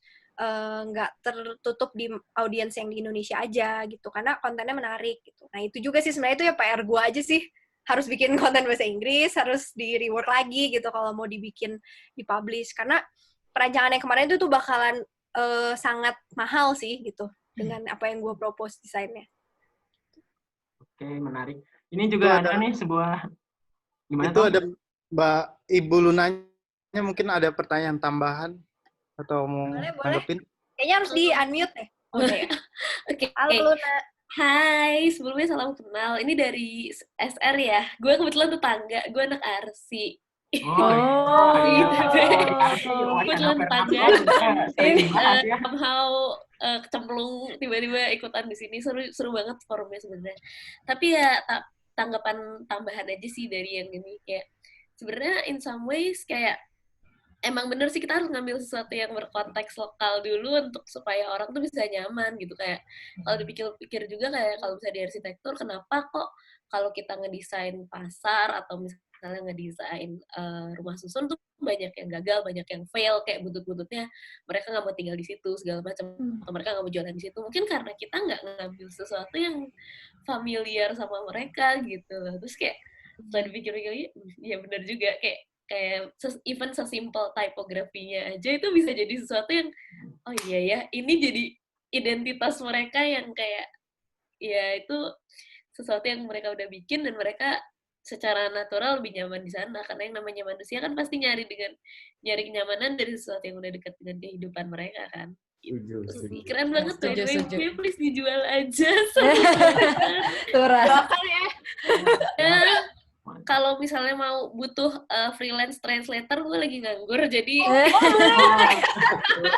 di sini email ya. Email sekalian loh. Keren nih. Ngomong-ngomong. Thank you, Luna. Terima kasih. Thank you, Luna. Terima kasih. Gue jadi penasaran juga nih, Ra, pas lu proses lu nge-riset si tesis lu nih yang awal-awal itu kan lo pakai sebenarnya metode etnografi ya, kayak lo sampai ke rumahnya gitu, sampai ke rumah si Bapak Ali, terus abis itu ke jalan-jalan gitu, dengan awalnya lo merasakan takut gitu ya, untuk bisa nyari tahu tentang si tipografi yang mereka buat itu. Nah, gimana sih prosesnya waktu itu? Terus ada kayak tips-tipsnya gimana sampai akhirnya lo tuh nggak takut gitu? Mungkin salah satu tipsnya gue menempatkan diri lagi jadi peneliti sih, gitu. Tapi gue kesana kayak memang ingin berteman sama mereka dan pengen tahu kehidupannya, gitu. Karena gue merasa ketika gue nanyanya terlalu ilmiah, pertama mereka nggak ngerti, terus kedua kayak jadi ada jarak gitu. Tapi ketika gue beneran kayak, ya untungnya gue background-nya orang Bandung juga, ya bahasa Sunda meskipun nggak terlalu bisa ya, tapi ya dikit-dikit mah ngerti lah gitu kan, gitu. Ngomong teh mah, da mah bisa gitu kan. Lumayan gitu. Kayak dengan bekal ya pelajaran bahasa Sunda dari SD sampai SMA, itu lumayan sih membantu mencairkan suasana sama mereka. Terus tanyanya jangan selalu nanyain soal apa yang mau gue tahu gitu sebenarnya. Kadang-kadang gue tanya kehidupan mereka yang nggak ada hubungannya juga gitu, nggak akan masuk tesis gue juga gitu sebetulnya. Kayak misalnya sehari-hari ngapain gitu, udah berapa lama tinggal di sini, terus senengnya nonton apa, atau ya udah gitu sehari-hari aja gitu. Akhirnya mereka kalau diperlakukan kayak gitu juga ya siapapun ya gitu, rasanya kan kita kayak jadi teman mereka gitu, akhirnya lebih terbuka juga, makanya bisa muncul tuh gitu kan omongan-omongan yang akhirnya jadi bahan buat tesis itu. Oke, menarik. Terus ini ada sebuah pernyataan nih dari teman kita, warga tidak setempat, Bram, kiblat desain grafis ITB. Wah, ini ikut diskusi nggak, Bram? Maksudnya gimana? Soal yang desain grafis ITB tuh kiblatnya tuh horor. Ini penonton bayaran nih kayaknya. Penonton bayaran ini disuruh muji-muji ya. Mungkin kita ceritain juga yang soal project yang tadi MLD itu juga mungkin. Oh iya, Bram. Mau nambahin. Saya penonton bayaran. Waduh. Coba penonton bayaran pasang videonya dulu, boleh nih. Malu belum dandan. Nggak apa-apa. Nggak apa-apa. Nggak, itu sekedar memuji aja sebenarnya. Ya setelah Ira angkat tangan bawah, gue selalu kalau gue lihat-lihat banyak yang ngarahnya ke sana gitu, kayak emang ngasih influence yang cukup besar dari karya-karyanya Ira gitu. Hebatnya Ira Karela, menginspirasi sekali. Luar biasa.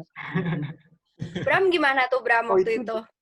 Ngerjain tenda harmoni pengalamannya. Tiba-tiba ditembak. Kenapa jadi gua? Maksudnya kayak susah nggak gitu, kayak gimana cara menemukan balance gitu antara sisi kontemporernya sama sisi vernakularnya. Nah itu sih mungkin sebenarnya kan cukup banyak yang bisa dieksplor dari sisi vernakular dan modernnya gitu. Misalkan gue mau bikin komposisinya yang modern kah, atau struktur huruf yang lebih modern, sebenarnya pilihannya cukup banyak gitu. Gimana form huruf itu sendiri, gimana cara pakai hurufnya. Ya lumayan menantang sih sebenarnya. Cuma mungkin karena lu pun udah berhasil gitu dari tadinya bikin yang kayak gitu, jadi gue rasa, oh ya pasti bisa lah, ini kita push ke arah lain juga gitu. Menarik. Oke. Oh, ini ada pertanyaan lagi nih, 2 pertanyaan. BTW itu Ibu Izan udah terjawab belum pertanyaannya tadi? Belum sih kayaknya, belum jelas. Ibu Izan. Kita perjelas lagi. Boleh dibuka nih. Mungkin. Iya, coba ini Izan, Ibu Izan, Bapak Izan. Halo, sekarang jadi Bapak sekarang. Oh, udah jadi Bapak. Oh, udah bapaknya. Bapak coba tolong videonya, Pak. Oh ya, sebentar. Yang ada background Finlandnya gitu ya, Pak? Ini Di luar dong, Pak. Jangan di apartemen, Iya, Pak. Pak. Pak. Di luar, Pak. Di luar. lagi panas, Pak. Oh, lagi panas. Iya. Bapak beneran. Oke. Kenapa? Bapak-bapak beneran. Iya, emang. Lanjut, Pak. Ayo, Pak. Iya, jadi pengen nanya sih kayak kalau gue lihat presentasi, pertama kali awal-awal itu keren banget presentasinya, sampai gue jadinya nonton sampai beres, dan gimana ya, gue enjoy kok dari awal, dan ya Soalnya main Dota. awal Waduh. rame ya, ya udah nonton gue gitu. Emang Yaudah, jadi pengen nanya sih soal yang karena kalau gue lihat risetnya kan itu mostly dari Jawa ya, yang gue lihat kayak pergi ke Semarang, terus mungkin ke Sumedang. Nah, gue tuh jadi kepo juga sih, karena gue ngerasa, karena gue juga waktu itu sempat ngerjain rupa desain juga kan, di mana mengarsipkan desain-desain yang waktu itu gue desain produk juga, dan memang kalau gue hal yang gue nemu adalah banyaknya desain tuh munculnya di Jawa, sedangkan gue jadi kepo kayak kalau PKL di pulau lain kah, kayak misalnya di Sulawesi atau di Sumatera, itu akan beda nggak sih? Soalnya kalau gue lihat mungkin akan beda, tapi yang menjadi pertanyaan gue adalah ya mungkin mereka punya kemiripan, tapi apa ya yang bisa, yang kenapa bisa begitu ya gitu ya. Sorry ya kalau agak ribet pertanyaannya. Ya, biar seru. Iya. Ini gue mau kasih lihat sesuatu nih. Ya. Itu dulu pernah tahu, mungkin kalau ada yang orang Sumatera di sini, ini gue pernah tahu angkot Sumatera tuh lumayan. Angkot nih. Oh, ini iya. Populer ini. Oh, Bekasi juga gitu ya. Nah, terus kalau dilihat lumayan punya kayak bahasa visual sendiri kan ya gitu. Jadi ini bahkan ini emang bener apa? Ini mah rusak kali ya pintunya. Nggak kayaknya. Kayaknya udah modif, udah modifikasi deh itu ya. Kayak racing gitu ya jadi.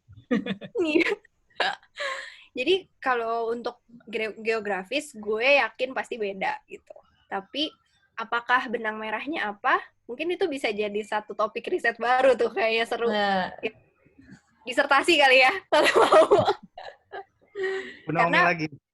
Iya, sama Naomi lagi. Karena gue juga belum pernah riset itu, jadi kalau untuk menjawab benang merahnya apa, nggak tahu gitu, belum dicari sejauh itu. Tapi apakah secara geografis akan berbeda? Iya, pasti berbeda. Karena balik lagi, pengaruhnya ada lingkungan juga kan salah satunya. Jadi ketika lingkungannya beda, pasti budaya yang berkembang juga beda, kebiasaannya berbeda, dan pasti hasilnya juga beda lagi.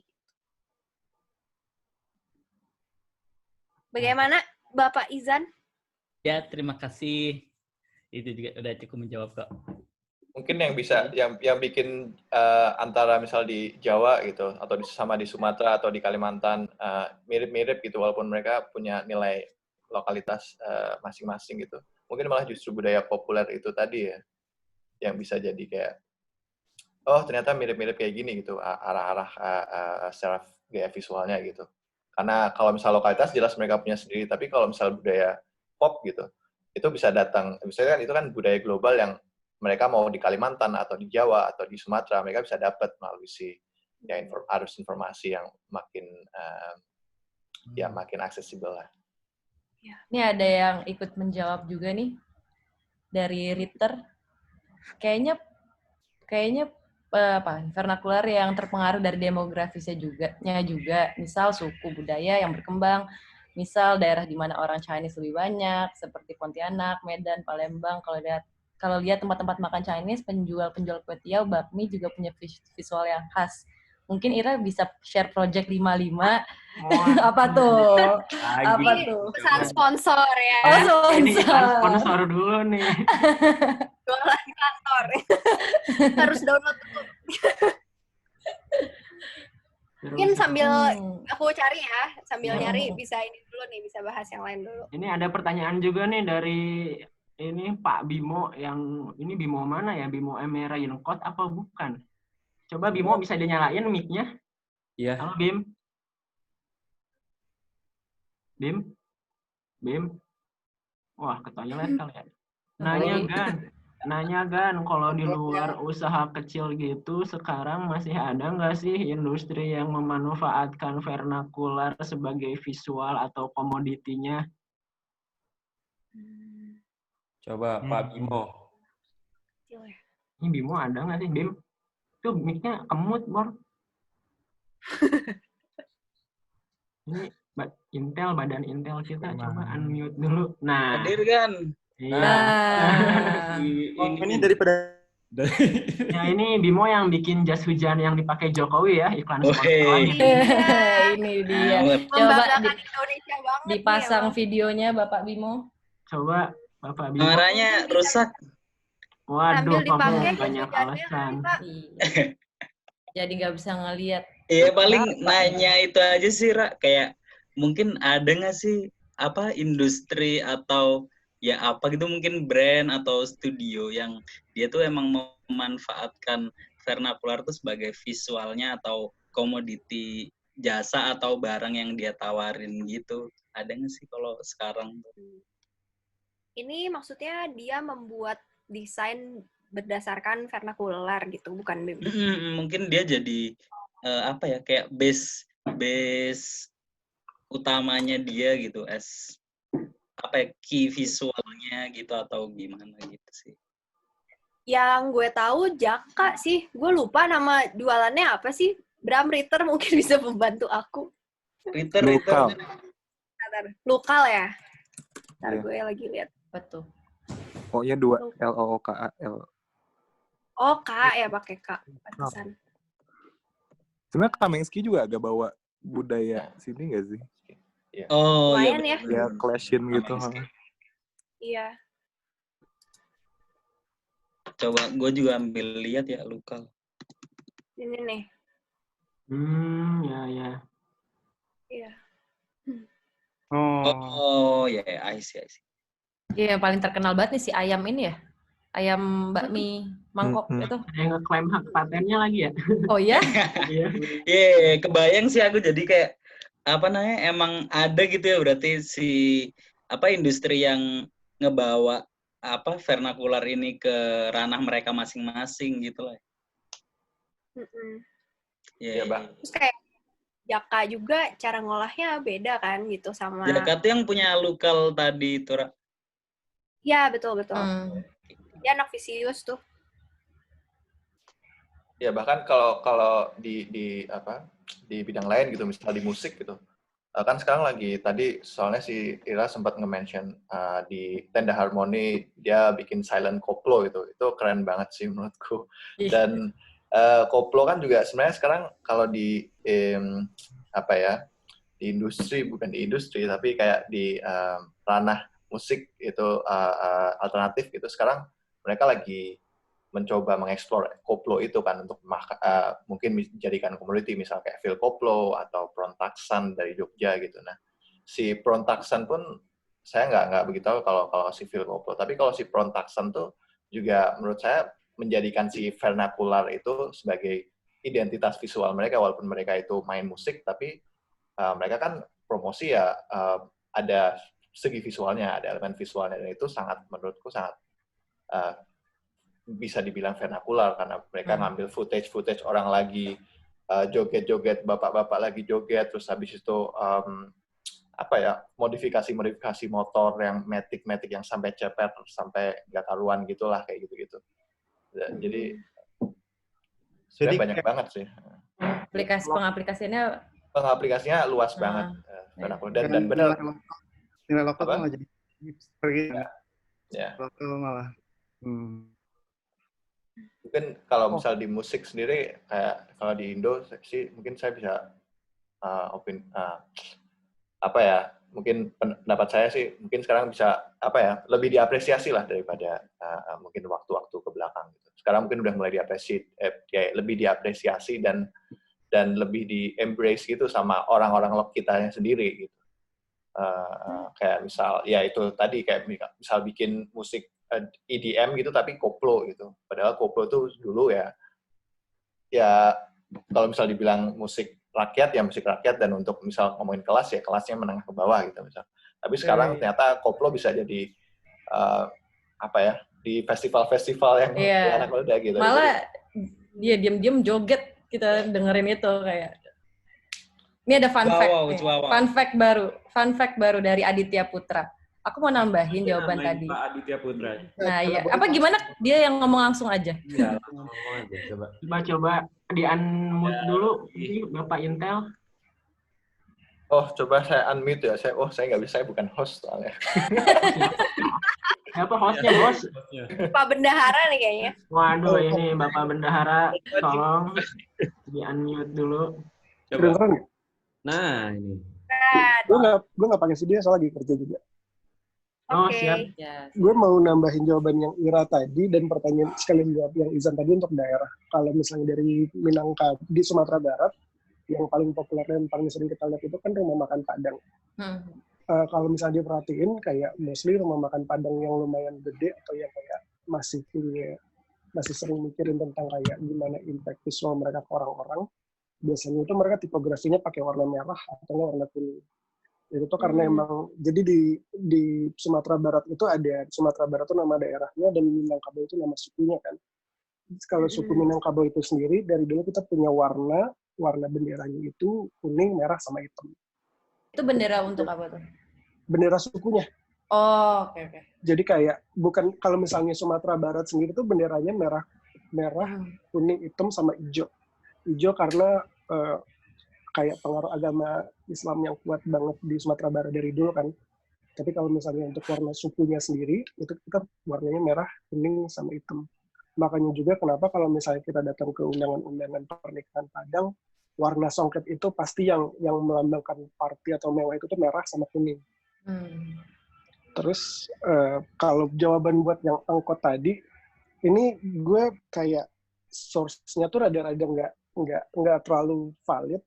Tapi seingat gue dulu pas masih di Padang, tren itu tuh baru muncul tuh di pertengahan 2000-an, akhir menjelang 2010 gitu deh. 2005, 2006 ke 2010 gitu, dan nggak tahu kalau misalnya bentuk commission perangkutan di daerah lain gimana. Cuma di Padang itu kayak ada banyak trayek yang dihandle sama angkot yang jurusannya mirip tapi angkanya beda-beda gitu. Nah terus kalau misalnya dari temen gue itu kebetulan ada yang bokapnya juragan angkot gitu kan. Terus sebenarnya awalnya itu adalah karena mereka punya beberapa driver, dan kalau misalnya sebagai yang bawa angkot pasti lo pengennya kayak dapat market yang paling menarik buat lo adalah anak sekolah atau anak kuliah.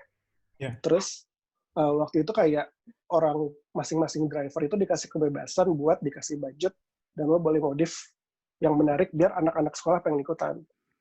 Nah kebetulan banget waktu itu yang lagi tren itu adalah budaya kultur rental PS, dan game yang paling favorit itu adalah Need for Speed Underground 2 sama Need for Speed Most Wanted tahun 2005. Jadi kenapa kiblatnya jadi kayak gitu? Pengaruhnya adalah dari pop culture game ini. Menarik ya. Now I know. Hashtag. Malah masukan yang... Dulu waktu di Bekasi, gue juga gitu. Soalnya waktu kelas 6 tuh, ya kalau mau sekolah keren-kerenan angkot gitu. Terus kita ya kan? Itu kayak gengsi sendiri. Nggak ada spoilernya. Kalau nggak ada spoilernya, nggak laku tuh angkot. Kayak lo nggak mau dilihat sama temen lo turun dari angkot jelek. Kalau di Bandung mah nggak ada yang gitu ya, Ra? Sama yang angkot ya? Tapi ya Depok juga agak kayak gitu sih. Dulu. Sampai ada klub-klubnya juga gitu. Jadi kayak tiap klub tuh ada karakternya sendiri gitu. Angkot-angkot. Karakter gimana tuh, Ber? Jadi kayak apa ya? Kayak dia di kaca belakangnya tuh pasti stikernya kan ada stiker klubnya tuh. Maksudnya fontnya tuh pasti sama. Nah terus gaya-gayanya tuh jadi agak mirip gitu. Kelihatan kayak, oh ini si klub ini apa, si klub apa gitu. Kayak ada perkumpulan-perkumpulan gitu lah. Dan itu kayak agak mirip-mirip dia. Modif-modifannya. Oke. Ini tuh cikal bakal Indoraiser kali ya. Kagak ada. Mau jadi, coba ya, silahkan deh. Sorry. Sorry. Sorry. Nah ini. Atau yang lain juga mungkin siapa lagi? Gayanya keluar nih, sorry. Bertanya lagi nggak? Ini juga ada sebuah pernyataan ini dari Pak Erik Wijaya, Bang Roma. Wow, ini mungkin maksudnya gimana ya menanggapi Tommy tadi mungkinnya lagi bahas musik. Ini bos saya nih. Oh ya, halo. Buat warga-warga lain juga masih ada waktu kira-kira 10 menit lagi ya buat kita tanya jawab, ngobrol-ngobrol, atau ada yang mau nambahin? Ya nih mumpung mungkin aku mau share ini tadi, nih. Ya boleh iklan sponsor dulu, Ra. Nih. Iya nih, sambil siapa tahu ada yang masih mau bertanya ya. Nih, waktu itu kita ada satu kerjaan juga nih, yang tadi Ritter bilang, mungkin yang lebih pengaruhnya dari demografis orang yang ada di sekitarnya ya, kayak background-nya seperti apa. Ini tuh Project 55 untuk food court di Taman Anggrek. Nah, waktu itu kita inspirasinya dari sini nih, gitu. Waktu itu udah ada nih namanya tuh 55, dan memang tadinya inspirasinya mau dari kayak kehidupan pedagang kaki lima gitu, dan karena makanan yang banyak dijual di situ lebih menunya tuh Indo-Chinese, akhirnya kita lihat nih kayak visual-visual yang ada di kesehariannya street food yang kita lihat ini nih, kayak contohnya bakso Akyao, ini di Jakarta sih ya konteksnya. Nah, akhirnya kita mencoba capturing iconic taste-nya dari daily Indonesian Chinese food ini, dan kita coba bawa ke suasana yang nyaman, karena kan di food court juga gitu ya, modern, tapi inspirasinya dari sana. Dan akhirnya kita lihat nih kayak visual-visual apa aja sih gitu yang sebenarnya jadi kunci kali ya, yang bisa, yang familiar tadi lah gitu dari si areanya. Jadi harapannya ketika orang datang ke food court ini, mereka nemuin something yang familiar dengan rasa yang misalnya mereka udah kebayang gitu ya, dari si street food ini, tapi di suasananya yang baru gitu, yang lebih modern. Akhirnya dari sini ya, strateginya yaitu membangkitkan si familiarity itu dan bikin twist dari sana. Dari logonya waktu itu ini 55, terus ini kayak kartu namanya dari potongan si Bon, kan biasanya kayak infonya di bagian atas itu kan, jadiin kartu nama. Terus itu maksudnya gimana, Ra? Kenapa? Twist tadi maksudnya gimana? Twist tuh jadi kayak kita ambil inspirasi dari sana, kayak dipilih gitu yang unsur-unsur yang familiarnya apa, dan kita kasih sesuatu yang baru gitu. Kayak sebelumnya kan belum lihat gitu, misalnya kartu nama yang atau bond yang di-treat sebagai kartu nama kayak gini gitu. Jadi kita kayak tambahin unsur yang barunya gitu terhadap something yang udah familiar tadi. Ini kebenaran desainernya Bram juga nih. Wow, keren. Ini kayak kartu jajannya, ini buat si tab-nya itu kan isinya uang tuh. Terus kayak uangnya diganti gitu. Ini buat, biasanya yang kita lihat selalu ada angka tuh, kayak di sini kan kalau dilihat tuh seringkali kayak kue tiao acap tuh ada si sapinya tuh diangkain gitu. Terus sering juga kadang ada yang bebek, ada yang bentuk babi, bentuk binatang-binatang itu semua dinomerin. Akhirnya kita translate jadi visual seperti ini. Ini waktu itu buat nomor meja, tapi kalau nggak salah nggak jadi deh ini. Akhirnya diganti. Itu ada ceritanya nggak, kenapa suka di nomor-nomorin gitu? Feng Shui. Jujur aku nggak tahu sih. Angka hoki itu kayaknya itu. Hoki kali ya. Kalau angkanya sih mungkin angka hoki, kalau nggak nomornya kadang-kadang nomor ininya rumahnya, tapi kenapa kalau ditaruhnya di binatang, nggak tahu.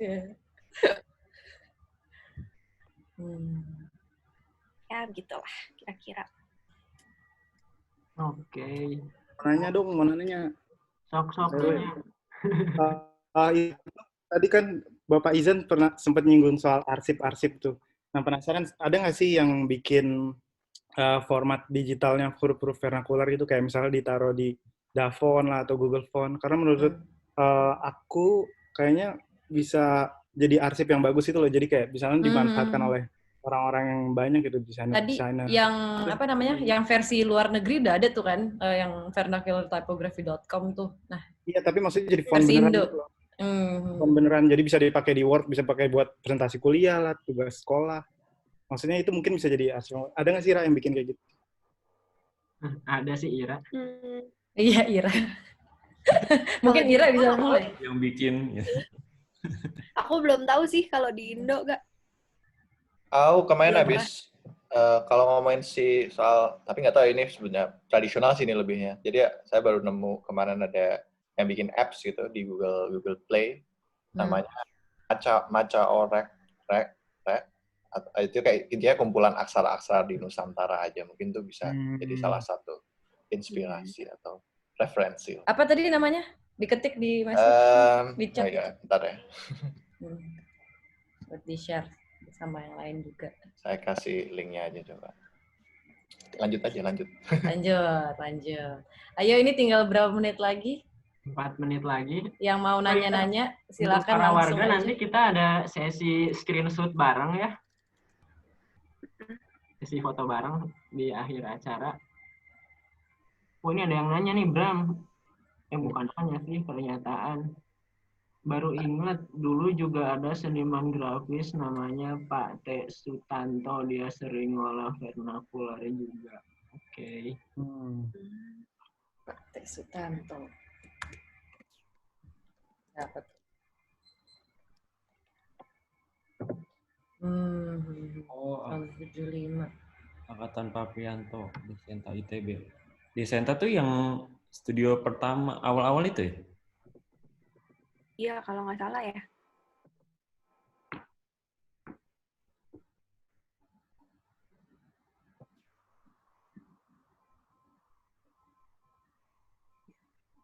Nih, gimana nih Pak RW? Iya, sepertinya udah larut. Kita semua juga butuh istirahat karena besok bekerja lagi. Kalau ada yang mau nanya lagi, saya sebagai Ketua RW memberikan terima kasih yang sangat banyak kepada tamu kita, Ibu Ira yang saya hormati, dan juga semua warga yang udah terlibat berdiskusi di sini, ngobrol, memberi masukan. Semua menarik ya ini, masukan-masukannya, terus ada yang komentar juga segala macam, dan juga dari Mbak Luna melengkapi dari sudut pandang arsitek, juga bagus semuanya, kayak seru.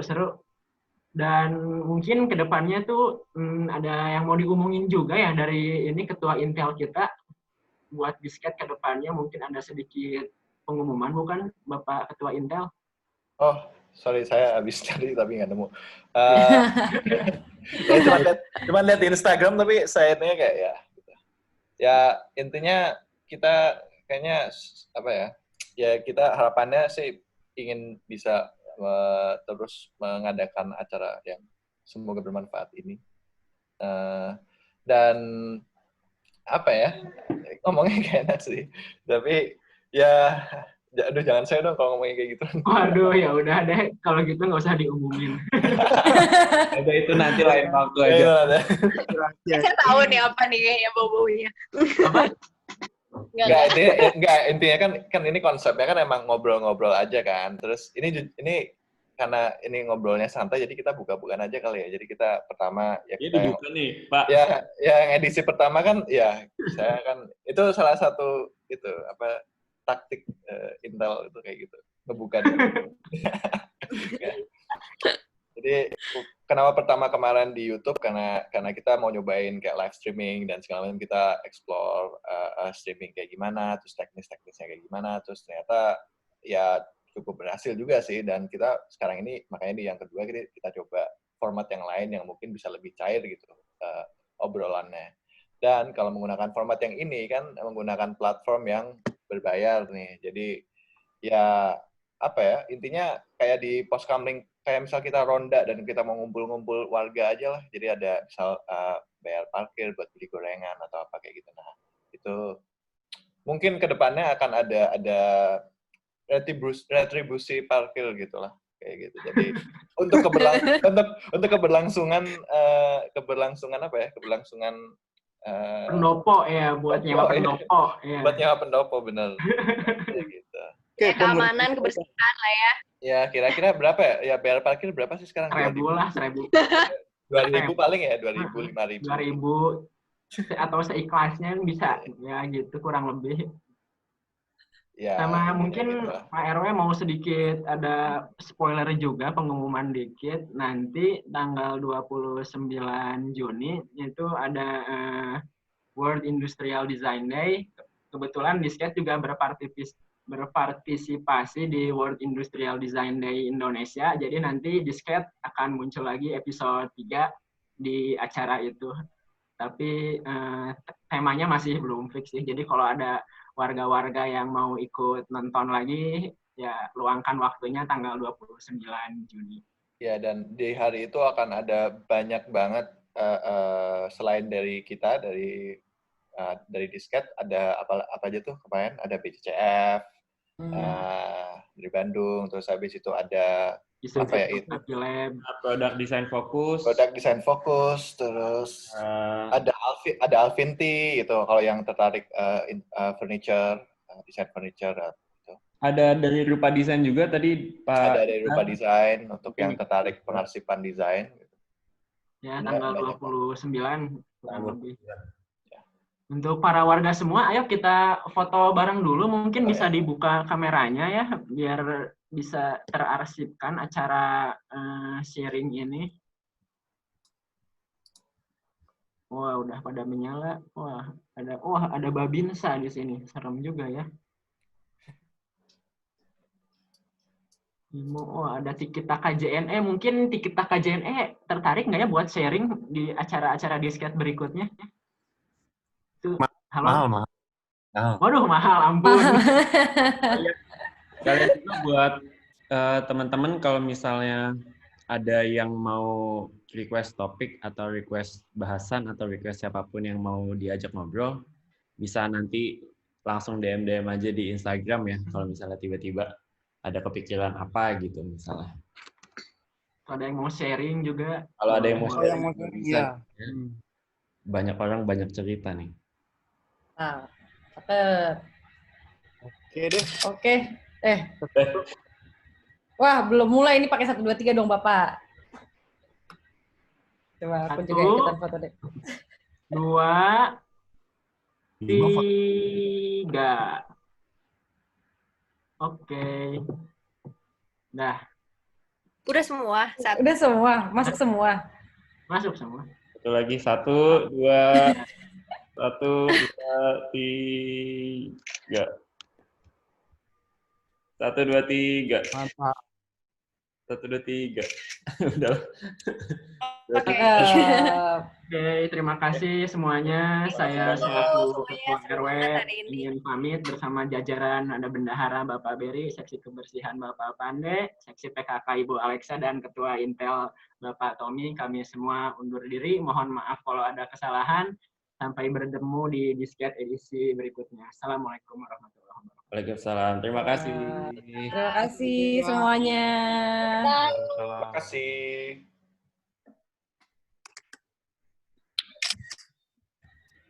Lagunya lagi dong. Mana tadi? Oh iya.